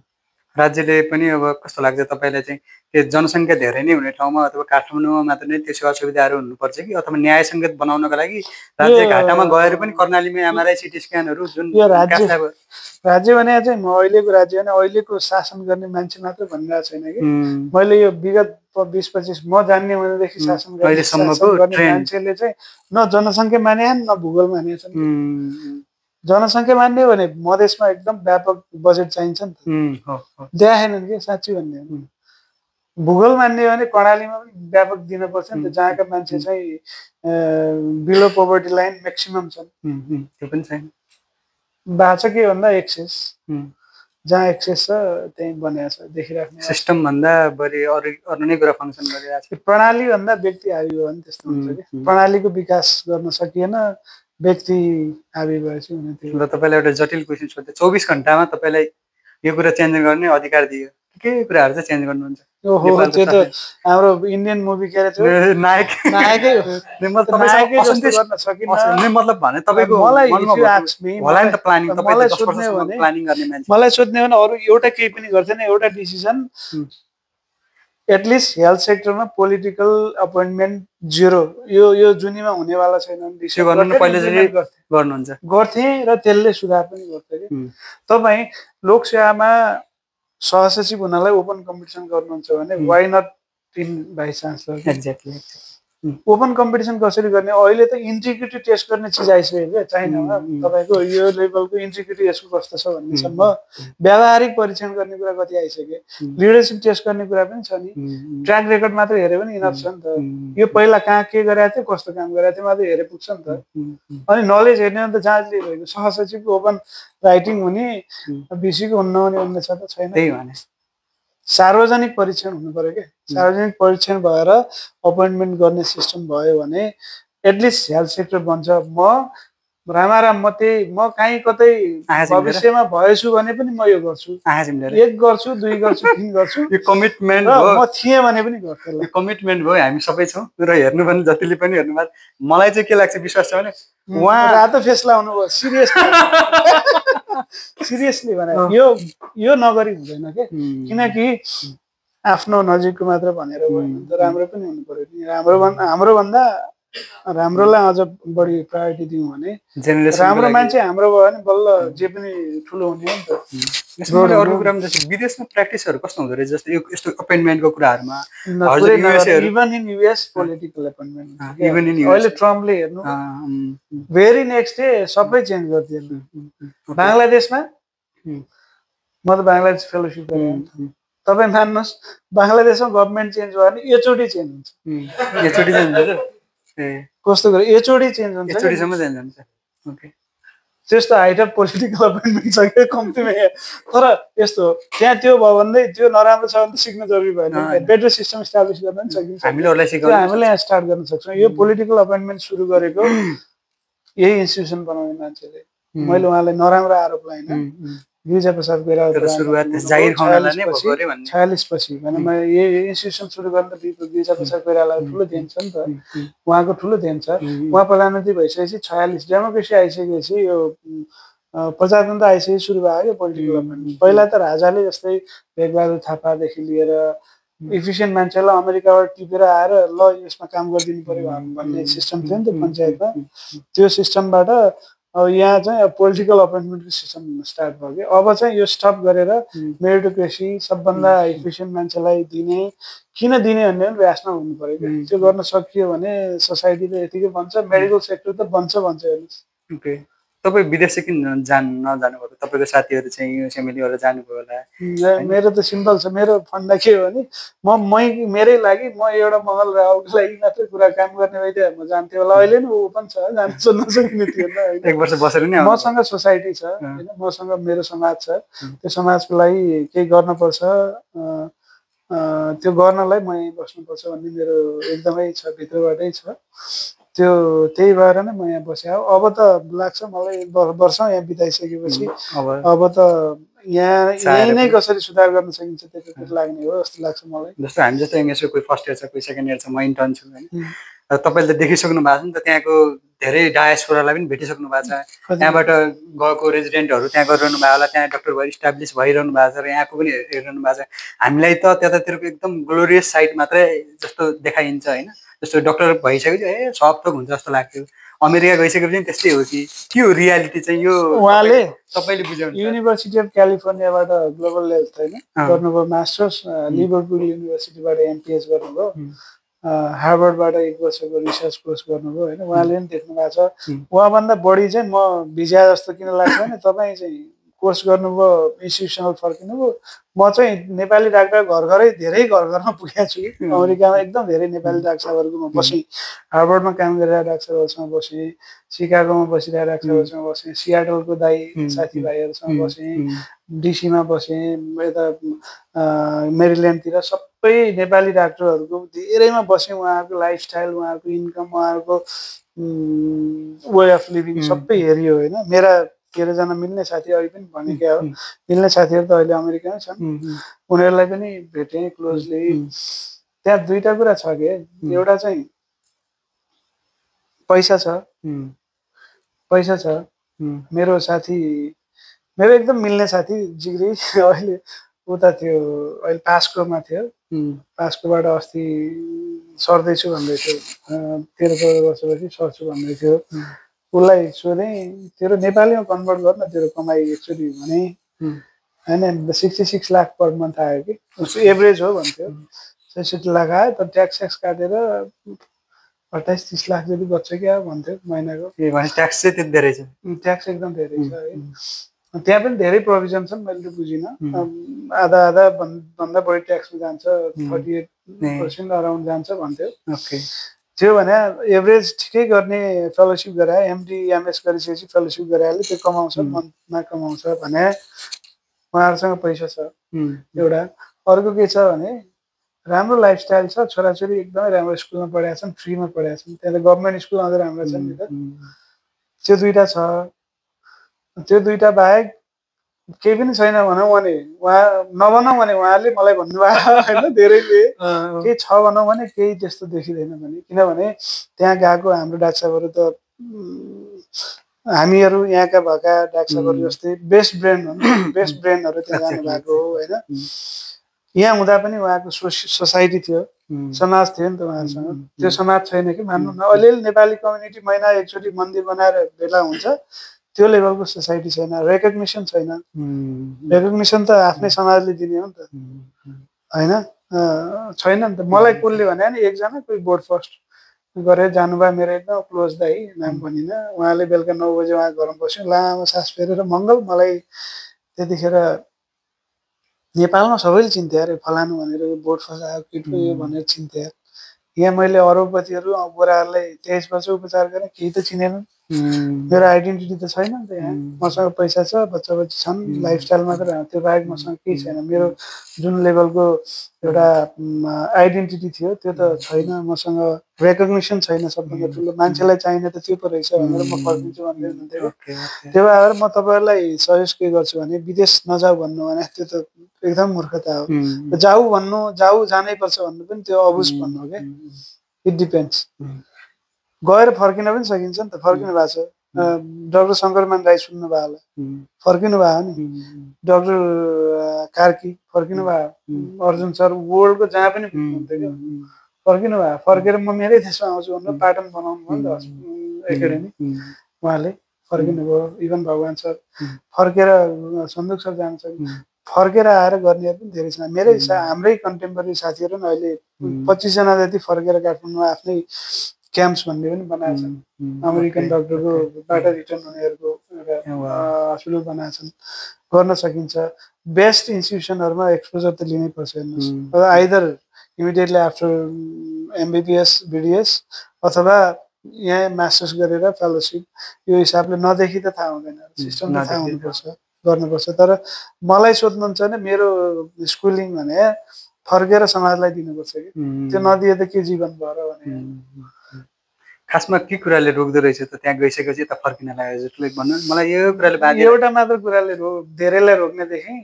त्यो भनेको फ्यामिली हो कि। फ्यामिली भने बच्चा पाउनु पर्यो, बच्चा पाएपछि स्कुल पढाउनु पर्यो, स्कुल पढाए बच्चा टेक केयर गर्नलाई पनि अडिएको देखाएको छु मैले होइन। धेरै फर्किने साथीभाइ दाइहरू दिदीहरू अहिले जो फर्किनु भएको छ उहाँहरूले एटलिस्ट त्यो स्टुडेन्टहरू आफ्नो छोराछोरीहरू स्कुल के अरे कलेज पठाएपछि फर्किने ट्रेन्ड बढाएको छ। त्यतिखेर आफ्नो पैसा पनि पुग्यो, आफ्नो सेटलमेन्ट भयो, छोराछोरीको सेटलमेन्ट भयो। अब फर्केर म मेरो कम्युनिटीलाई दिन्छु भनेर फर्किनु भएको छ। रोक्ने प्रमुख कारण भने धेरै कारण होला, इन्डिभिजुअल डिफ्रेन्स हुन पनि सक्छ। मेरो एउटा साथी थियो, अमेरिका नगई म त मरे तुल्य हुन्छ भन्थ्यो, गयो कि त्यो। उसले नेपाल आँखै नदेख्ने, ऊ पढेकै डाक्टर होइन अमेरिका जानलाई। कोही त्यस्तो पनि हो, इन्डिभिजुअल डिफ्रेन्स हुन्छ नि त। कोहीको चाहिँ म इमिडिएटली फर्किन्छु, इमिडिएटली एमडी एमएस पास गरेर फर्केका पनि छन् त नेपालमा, एमएलई गरेर मास्टर्स फर्केका साथीहरू पनि छन्, एकदम क्लोज मेरै छन्। त्यो भने इट डिपेन्ड्स, कसैको सोच एउटा हुन्छ, कसैको एउटा हुन्छ, हेरी हेरी भनेको। अमेरिकामा पैसा त धेरै छ, खर्च कतिको छ? खर्च छ नि, मैले हेरेँ है। अब म अरू जस्तो वर्षौँ बसेर पनि होइन, गए बेला हेरेँ, खर्च छ, सेभिङ पनि छ मजाले, पुग्ने सेभिङ छ, पुग्ने मजाको सेभिङ दुनियाँकै सबैभन्दा ठुलो इकोनोमी हो। तर ऊ जस्तो खर्च चाहिँ छैन मैले गएकोमा। मलाई लाग्दैन कि जस्तो स्विजरल्यान्ड जस्तो युरोपियन केही कन्ट्रीहरू जस्तो त्यहाँ त भस्मै छ नि, एकदम धेरै छ है, एकदम धेरै छ। त्यस्तो चाहिँ छैन जस्तो लाग्छ। तर पर्सनल लाइफ, फ्यामिली लाइफको लागि त्यति स्ट्रेस देखिनँ कि मैले हेर्दा। त्यहाँ जति साथीहरू घरमा बसेँ नि, म बसेर हेरेँ कि लाइफस्टाइल उहाँको, त्यो देखिनँ। जति यहाँ छ नेपालमा काम गर्ने डाक्टरहरूको छ, चाहिँ मैले देखिनँ। भने गभर्नमेन्टले त्यो रेस्पोन्सिबिलिटी लिइरहेछ त्यो +2 सम्म फ्री सेक्युरिटी छ करियर सेक्युरिटी छ हैन तपाईले स्वास्थ्य क्षेत्रमा सिक्नु पर्यो भने अमेरिकाबाट हामीले के सिक्नुपर्छ के चाहिँ सिक्नु हुँदैन नेपालको स्वास्थ्य क्षेत्रमा पोलिसीगत रूपमा र जस्तो भने कति बेला ठाउँमा चाहिँ अमेरिकाकै ठाउँमा जस्तो नेपालमा जति पेसेन्ट पार्टीहरूले जति एक्सेस पाइरहेछ नि डाक्टरहरूको त्यो चाहिँ एक्सेस चाहिँ डेभलप कन्ट्रीमा युरोपियन क्यानाडा अथवा अमेरिकाहरूमा पाइरहेको छैन उनीहरूले पहिला प्राइमेरी फिजिसियनलाई धेरै कुराहरू छ धेरै कुरा छ पोइन्ट आउट गर्नुभएको अब एउटा मात्र कुरा हो भने सिस्टम चाहिँ सिक्नुपर्छ जस्तो लाग्छ जसरी प्रणाली भनेको छ नि मैले यति बजे यो गर्नुपर्छ यति बजे यो गर्नुपर्छ फर्केर आएर यो गर्नुपर्छ भन्ने खाले एउटा स्केड्युल छ क्या त्यहाँको मान्छेहरूको त्यो चाहिँ हामीमा भइदियो भने प्रोडक्टिभिटी एकदम बढ्छ त्यो छ हेर्नुहोस् अमेरिका होइन युरोपियन कन्ट्रीहरूमा डेभलप कन्ट्रीहरूमा त्यो छ मान्छेले स्केड्युल बनाएर यो आउटपुट निकाल्ने भन्ने खाले लाइफस्टाइल छ जो हाम्रो छैन हामी चाहिँ यतिकै बसेर पनि धेरै बिताइरहेको देख्छु हाम्रो युवाहरू पनि होइन त्यो खाले छ तर फेरि हामीबाट त्यहाँ सिक्नुपर्ने पनि धेरै छ जस्तो त्यहाँ चाहिँ लाइक अ मेसिन जस्तो छ क्या मान्छेमा ह्युम्यानिटी अलिक कम जस्तो धेरै जस्तो के एउटा त्यो गिभ एन्ड टेक बाहेक अरू केही होइन कि जस्तो देखिने फिल भएको मलाई होइन तर यहाँ त धेरै कम्पोनेन्टहरू छ नि त त्यो कुरा चाहिँ हाम्रो त्यो खाले त हामीबाट पनि सिक्नुपर्छ कि जस्तै अमेरिकन साथीहरूले मेरा अमेरिकन भने नेपाली अमेरिकन होइन अमेरिकन भन्छन् कि त्यो नेपालको कुरा गर्दा जति दुःख पऱ्यो भने हाँसिराख्ने है तेरो मान्छेहरू त्यो त सिक्नुपर्ने हो नि त उनीहरूले होइन हाम्रो लेभलको स्टेसनमा बसेर के गर्थ्यो होला है होइन त्यो अब एक अर्कामा यो लर्निङ त आवश्यक छ जस्तो लाग्छ मलाई होइन हेल्थ सिस्टमकै कुरा गर्दा धेरै छन् जस्तै बिमाका कुरा छन् होइन हेल्थ सिस्टमका कुरा छन् नेपालको सबभन्दा राम्रो गरेको उहाँको दयालबाट आउँदाखेरि इलेक्ट्रोनिक मेडिकल रेकर्ड सिस्टमका कुराहरू छन् होइन एकाडेमिक्सका कुराहरू छन् सर्भिसका कुराहरू छन् धेरै कुराहरू छन् हामीले त्यताबाट सिक्नु पर्छ डेफिनेटली यो कुराहरूमा पनि हामी धेरै कुराहरू अझै धेरै बहस गर्न सकिन्छ होला अर्को भर्खरै अब चर्चाको विषयको कुरामा पनि हामीले कुरा गर्नै पर्छ होला रेजिडेन्ट डाक्टर साहबहरूको आन्दोलन जुन चलिरहेछ त्यो कुरामा लड्दै लड्दै अब गर्दाखेरि चाहिँ धेरै विवादास्पद पनि भयो र कर्णाली स्वास्थ्य विज्ञान प्रतिष्ठान यस्तो प्रतिष्ठान हो जसले चाहिँ अहिलेसम्म नेपालकै हाएस्ट स्यालेरी पनि पे गर्छ रेजिडेन्ट डाक्टर साहबहरूलाई होइन यो जगजाहेर नै छ र यो मुद्दामा लड्दै लड्दै लड्दै जाँदा त यस्तोसम्म पनि आइसक्यो कि अब तपाईँलाई मान्छेहरूले दलाल देख्न थाले होइन तपाईँ त्यस्तो अब आफ्नै चिकित्सा क्षेत्रकै र मेडिकल कलेजकै 2 जना डाक्टर साहब मालिकहरूले त हजुरलाई दलाल भनिदिनु भयो एकजनाले डाक्टर सुनिल शर्माले डाक्टर साहबले त्यस्तो भन्नुभयो होइन अब के हो यो सत्य अब यस्तो छ मैले यो जाल झेल यो नाली बेली यो जस्टिस अनि के हो हजुरले बुझ्नु भएको यो केलाउन कसरी यस्तो छ अब रेजिडेन्टहरूको आन्दोलनमा त म एकदम क्लोजली एसोसिएटेड छु भन्छु म हैन किन एसोसिएट छु म कर्णालीमा युआर राइट त्यहाँ हामीले 82,000 पाइरहेछन् त्यहाँको रेजिडेन्टले हैन अनि मेरो रेजिडेन्टले मेसेज गर्यो मेरो आफ्नै रेजिडेन्टले मेसेज गर्यो राति 11:30 बजे उसको खातामा पैसा आउँदा उसले गरे यहाँ मेसेज छ कि पढेर सुनायो भने पर्सनल हुन्छ है यति टची छ उसले लेखा समरी के छ भने सर म यति आभारी छु आजका दिनबाट मैले मेरो पर्सनल एक्सपेन्डिचरको लागि मेरो लाइफस्टाइल चलाउनलाई मेरो बुवालाई घरबाट माग्न परेन यो मेरो सबभन्दा ठुलो रिलिफ हो एकदमै यसको लागि धेरै धन्यवाद भनेर मेसेज गरेको त्यो त मेरो जीवन पनि रेजिडेन्सीबाट आएको अहिलेका प्राइभेटका हाम्रो चलाउने सर म्याडमहरू हुन्छ उहाँहरू पनि त्यहीबाटै धेरै त होइन फेरि धेरैले त रेजिडेन्सी नगरे धेरै हुनुहुन्छ होइन अनि कसैको त त्यहीँबाट भिजा कसैका फ्यामिली छोराछोरी पनि त्यही गर्दै हुनुहुन्छ त्यो फिलिङ्स चाहिँ उहाँहरूलाई पनि हुनुपर्ने हो छ पनि जस्तो लाग्छ तर सबैमा छ जस्तो मलाई लागेन अस्तिको त्यो अनि यो रेजिडेन्टको 48,000 भने हेर्नु न इन्डियामा 70,000 प्लस आइसी रेजिडेन्टले पाइरहेछन् यहीँबाट पनि पढ्ने जिम्बरमा पढ्ने पिजिआईमा पढ्ने स्टुडेन्टहरूलाई 70,000 1,10,000 प्लस नेपाली पैसा पर मन्थ पाइरहेछन् यही बोर्डर पारी त्यही दिउँ त भने होइन त्यसको आधा 48,000 भने हो नि त्यसमा पनि लजिक के छ भने अघि उहाँ र म कुरा गर्दै थियौँ यहाँ जेआर भन्छ जुनियर रेजिडेन्ट भन्छ होइन अमेरिकाभरि के भन्छ रेजिडेन्ट फिजिसियन भन्छ होइन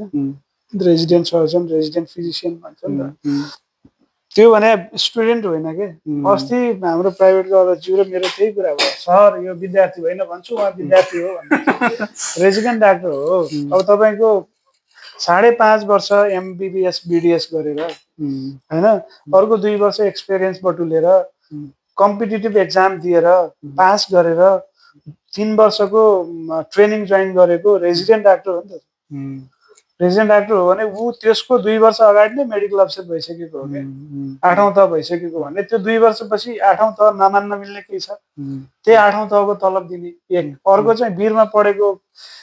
कर्णालीमा पढेको मान्छेले 8औं तह खाँदा खाँदै उसैको कलिग विराटमा पढेको नोबेलमा पढेको अथवा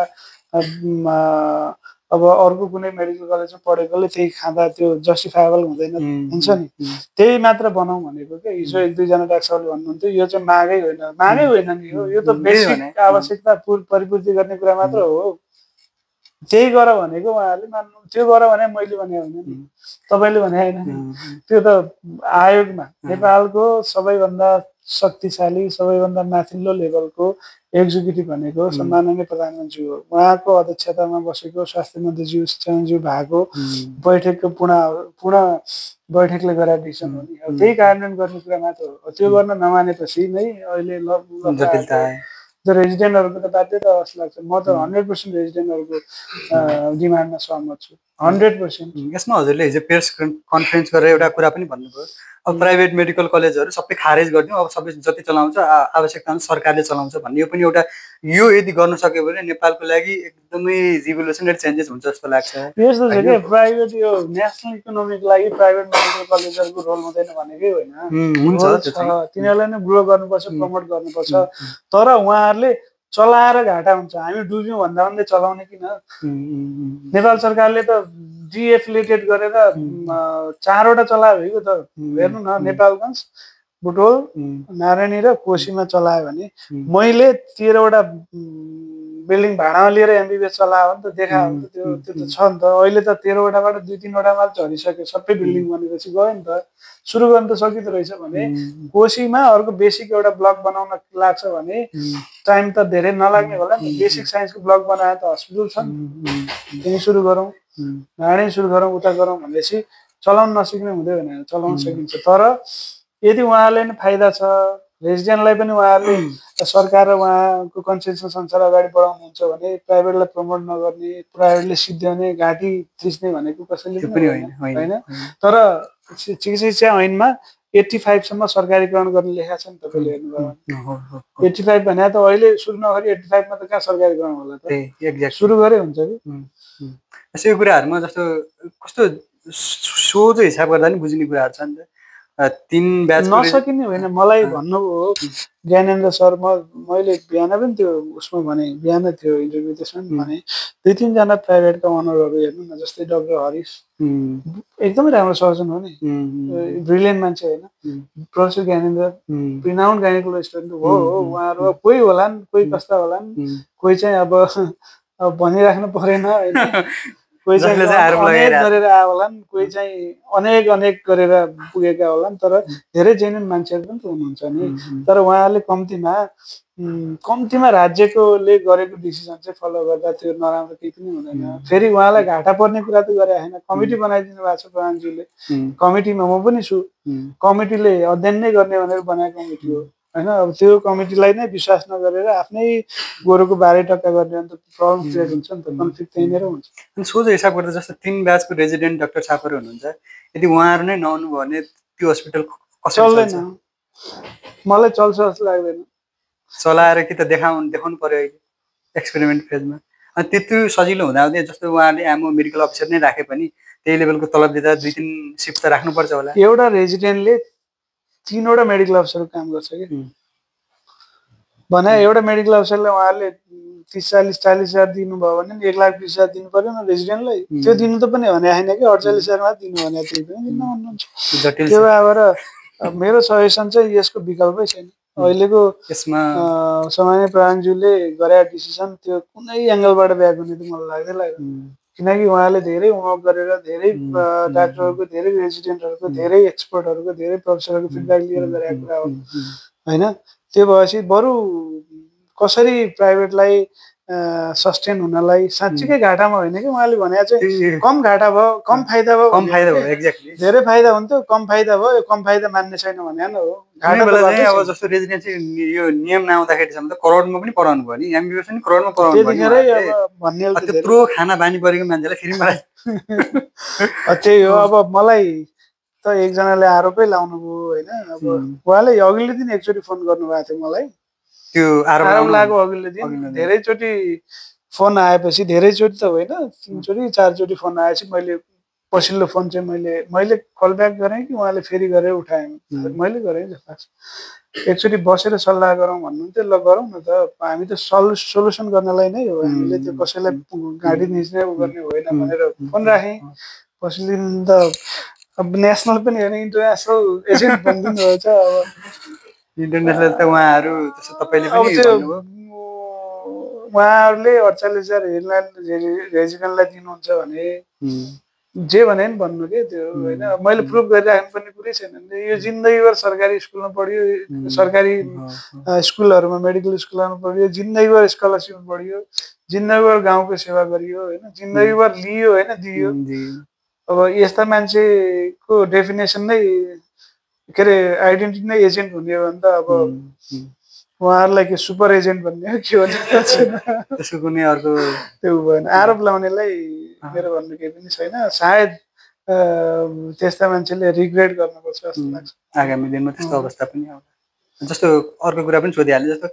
अरू क्षेत्रको युनिटी र हामी डाक्टरी क्षेत्रको युनिटीहरू कस्तो लाग्छ तपाईँलाई जस्तो डक्टरहरूलाई पनि निजामती ऐनमा नै हाल्ने भन्ने कुराहरू गर्नुभएको छ होइन यो कुरा पनि एकदमै जटिल कुरा छ मलाई त कस्तो लाग्छ भने हाम्रो सेक्टरको मान्छेहरूलाई चाहिँ हाम्रै सेक्टरको मान्छेहरूले चाहिँ अलि जस्टिस दिन नसकेको हो कि जस्तो पनि लागिरहेछ यो कुरा पनि एकदमै जटिल छ किन मलाई कस्तो लाग्छ भने जस्तो अरूले पनि त स्कलरसिपमा पढ्छन् नि हामीले मात्रै बन्डिङ किन गर्नुपर्ने यदि बन्डिङ नभइदिएको त लोकसेवा धनाधन नै धेरै खुल्थ्यो यस्तो छ हाम्रो क्षेत्र हेर्नुहोस् एउटा कुरा चाहिँ जुन क्षेत्रमा पनि कम्पिटिसन हुन्छ क्या त्यो ह्युमन नेचर हो नि त कम्पिटिसन हुने जुन क्षेत्रमा पनि अघि भन्नु भने जेलसी हुने भयो जुन क्षेत्रमा पनि एकअर्काको सबै 100% मिल्छन् भन्ने छैन त्यस्तै हो मेडिकल सेक्टर पनि होइन तर कम्तीमा काम गर्ने इन्भाइरोमेन्ट पोजिटिभ बनाउने राम्रो बनाउने डाक्टर भनेको स्पेसल सेक्टर हो मेडिसिन भनेको स्पेसल सेक्टर हो मेडिकल फिल्ड भनेको भन्ने बनाउने भन्ने चाहिँ कि चाहिँ राज्यको स्वास्थ्य मन्त्रालय काम हुने होला कि चाहिँ हाम्रो प्रोफेसनल अर्गनाइजेसन जस्तै नेपाल मेडिकल एसोसिएसन काम हुने होला यिनीहरूले काम नगरेपछि यस्तो आएको जस्तो मलाई लाग्छ हेर्नुहोस् अब एकदमै भन्दा उहाँहरूले बेस्ट ट्राई गर्नुभयो होला तर त्यो देखिँदैन आउटपुटमा आउनु पर्यो होइन त्यो भएर अब कम्ती मैले अस्ति रेजिडेन्टलाई भने कि यङ डाक्टरहरूले नसोच्ने हो बेलैमा विचार नगर्ने हो भने अझ बिग्रिन पनि सक्छ होइन त्यसलाई बिग्रिन नदिउँ तपाईँ हामी लागौँ भन्छौँ तपाईँले औल्याइहाल्नु कि त स्वास्थ्य मन्त्रालय छिर्नु कि त एनएमए औल्याउनु भयो यो दुईटै संस्थामध्ये कुनैमा हजुर छिरेर त्यहाँ परिवर्तन ल्याउन सक्ने चान्सेस हामी देख्न सक्छौँ सायद मेबी नियर फ्युचर हुन सक्छ त्यो आशा छ फ्युचर इज अनसर्टेन होइन फ्युचर भने निश्चित हुँदैन मैले अघि पनि भनिहालेँ म जहिले पनि एटलिस्ट 10 वर्ष के गर्छु भन्ने सोच्छु नै तपाईँहरूले पनि सोच्नुहोस् भन्छु म होइन मेरो अबको बाटो चाहिँ एटलिस्ट मेडिकल सेक्टरमा केही गर्नुपर्छ अलिकति राम्रो चेन्जेसहरू ल्याउनलाई अब मैले जे गरेँ कर्णालीको लागि गरेँ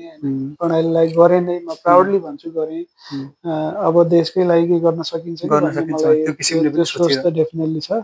अब यसमा हामी सबैसँगै हिँड्नुपर्छ त्यसमा हामी राम्रो गर्ने मान्छेको लागि साथ दिनुपर्छ भन्ने हामी जस्तो इङ्ग्लिस नबुझे कसले बुझ्ने भन्ने कुरा जस्तो हामीलाई पनि लाग्छ र अर्को तपाईँको केही व्यक्तिगत कुराहरू पनि गरौँ जस्तो तपाईँको लोकप्रियता पनि चिकित्सा क्षेत्रमा बढ्दछ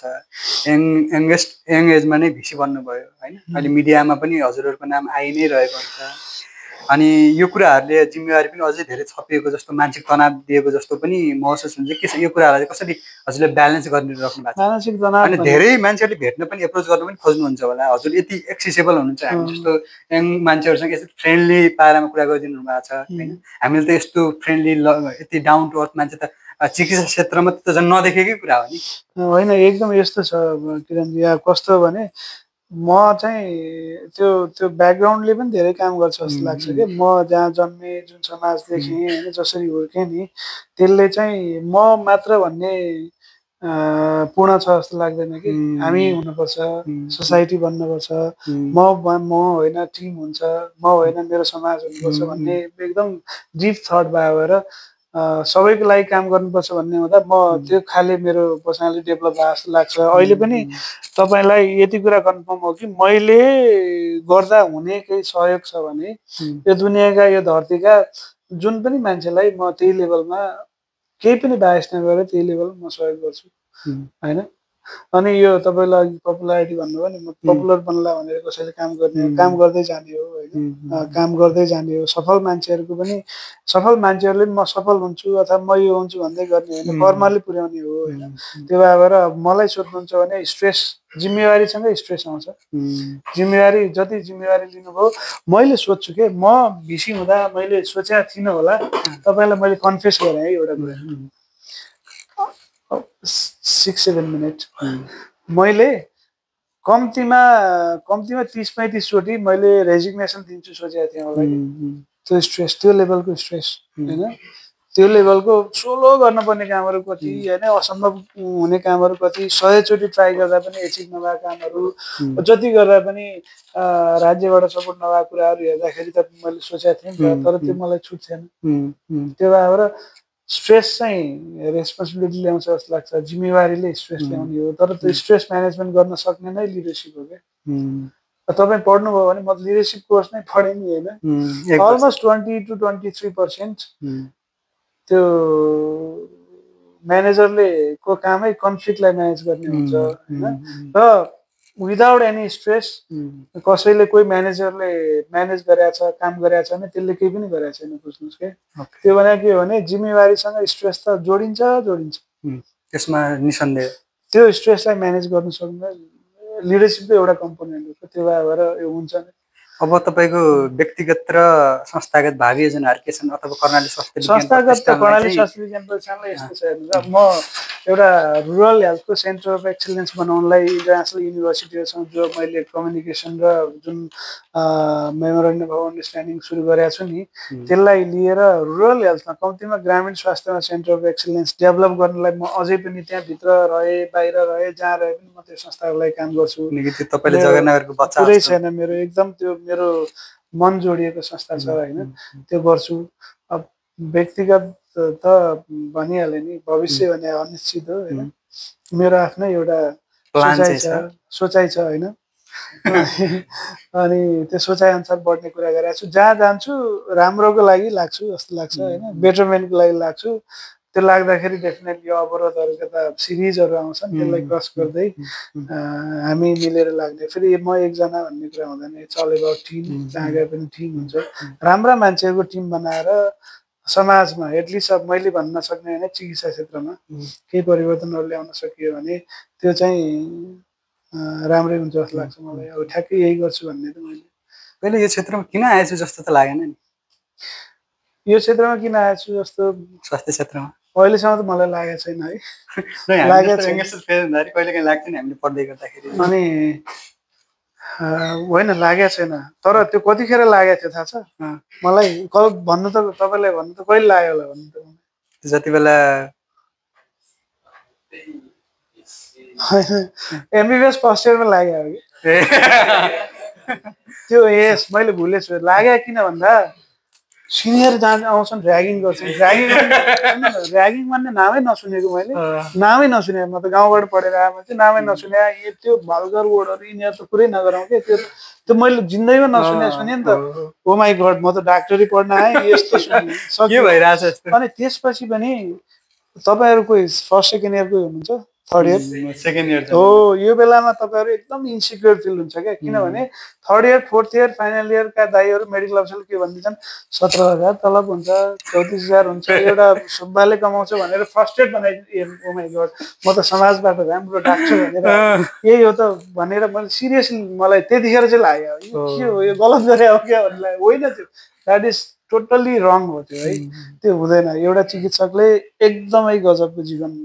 बिताउन सक्छ, एकदमै राम्रो गर्न सक्छ, एकदमै ठुलो रिफर्म गर्न सक्छ, एकदमै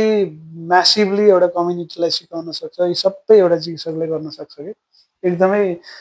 गर्न सक्छ। त्यो भएर फ्रस्ट्रेटेड हुनु जरुरी छैन। मलाई एकदम लाग्थ्यो कि यसो हेर्दाखेरि फर्स्ट इयर सेकेन्ड इयरतिर कमाइ गर्थ्यो 30,000 पर मन्थ कमाउने हो भने त डाक्टरै पढ्नुपर्छ, अथवा त्यो कमाइले त्यो स्ट्रेसमा अहिले त पिटाइ खाने पनि थपिएको छ यसमा होइन। त्यो लेभलको वर्किङ इन्भाइरोमेन्टमा म डाक्टर भनेर सही गर्ने त लाग्यो त्यतिखेर चाहिँ मलाई इनिसियल फेजमा लाग्यो। तर यो सबै कुरा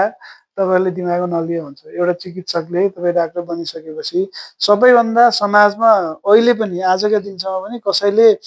ग्रेटर इन्फ्लुएन्स पार्न सक्छ, राम्रो इम्प्याक्ट क्रिएट गर्न सक्छ भने त्यो डाक्टर हो कि त्यो मेडिकल डाक्टर हो, अहिले पनि सक्छ। त्यो भएर मलाई यो क्षेत्र छोडौँ जस्तो त लागेन। फ्युचरमा त थाहा छैन। मान्छेहरू छौँ हामी शिक्षा क्षेत्रमा भर्खर इनरोल भइसक्नु भएको अथवा जो हुँदै हुनुहुन्छ र हामी जो पास आउट भइसकेका छौँ उहाँलाई के मेसेज? अब अरू मेसेज छैन। बिपी कान्छेसँग मेरो त एकदम यति ठुलो नाता छ, आज माइती आएको भन्यौँ हामीले होइन। अनि स्पेसली तपाईँहरूलाई अरू मेसेज भन्दा पनि एउटा मेसेज चाहिँ एकाडेमिक्समा राम्रो गर्नुपर्छ। हेर्नुहोस्, द्याट इज द बेस्ट। तपाईँले रिजल्ट राम्रो गर्नु भएन भने त्यो त तपाईँ 90% त्यहीँ फेल भइहाल्नु भयो जीवनमा। सबभन्दा स्ट्रङ भनेको एकाडेमिक्स हो क्या, त्यो राम्रो गर्नुहोस् के। तपाईँ कमजोर हुनुहुन्छ भने त्यो टप गर्ने साथीभन्दा 3 गुणा बढी पढिदिनुहोस् कि बराबर हुनुहुन्छ, ग्यारेन्टी हुनुहुन्छ, त्यो केही डाउटै छैन। तर मेहनत गर्नुहोस् होइन, त्यो भने बेस हो, त्यसले तपाईँलाई क्रिएट गर्ने हो, जन्माउने हो क्या। त्यो एउटा हो मलाई एकदम त्यो लागेको। अर्को कुरा चाहिँ यदि तपाईँ बाहिर जानुहुन्छ भने म नजानु त भन्दिनँ, फर्किनुहोस् कि। तपाईँहरू जस्तो मान्छेलाई यो देश साँच्चीकै यो देशले खोज्या हो। एटलिस्ट पढेर आए पनि फर्केर कम्युनिटीलाई केही दिन सक्यो भने त्यो धेरै राम्रो हुन्छ जस्तो लाग्छ।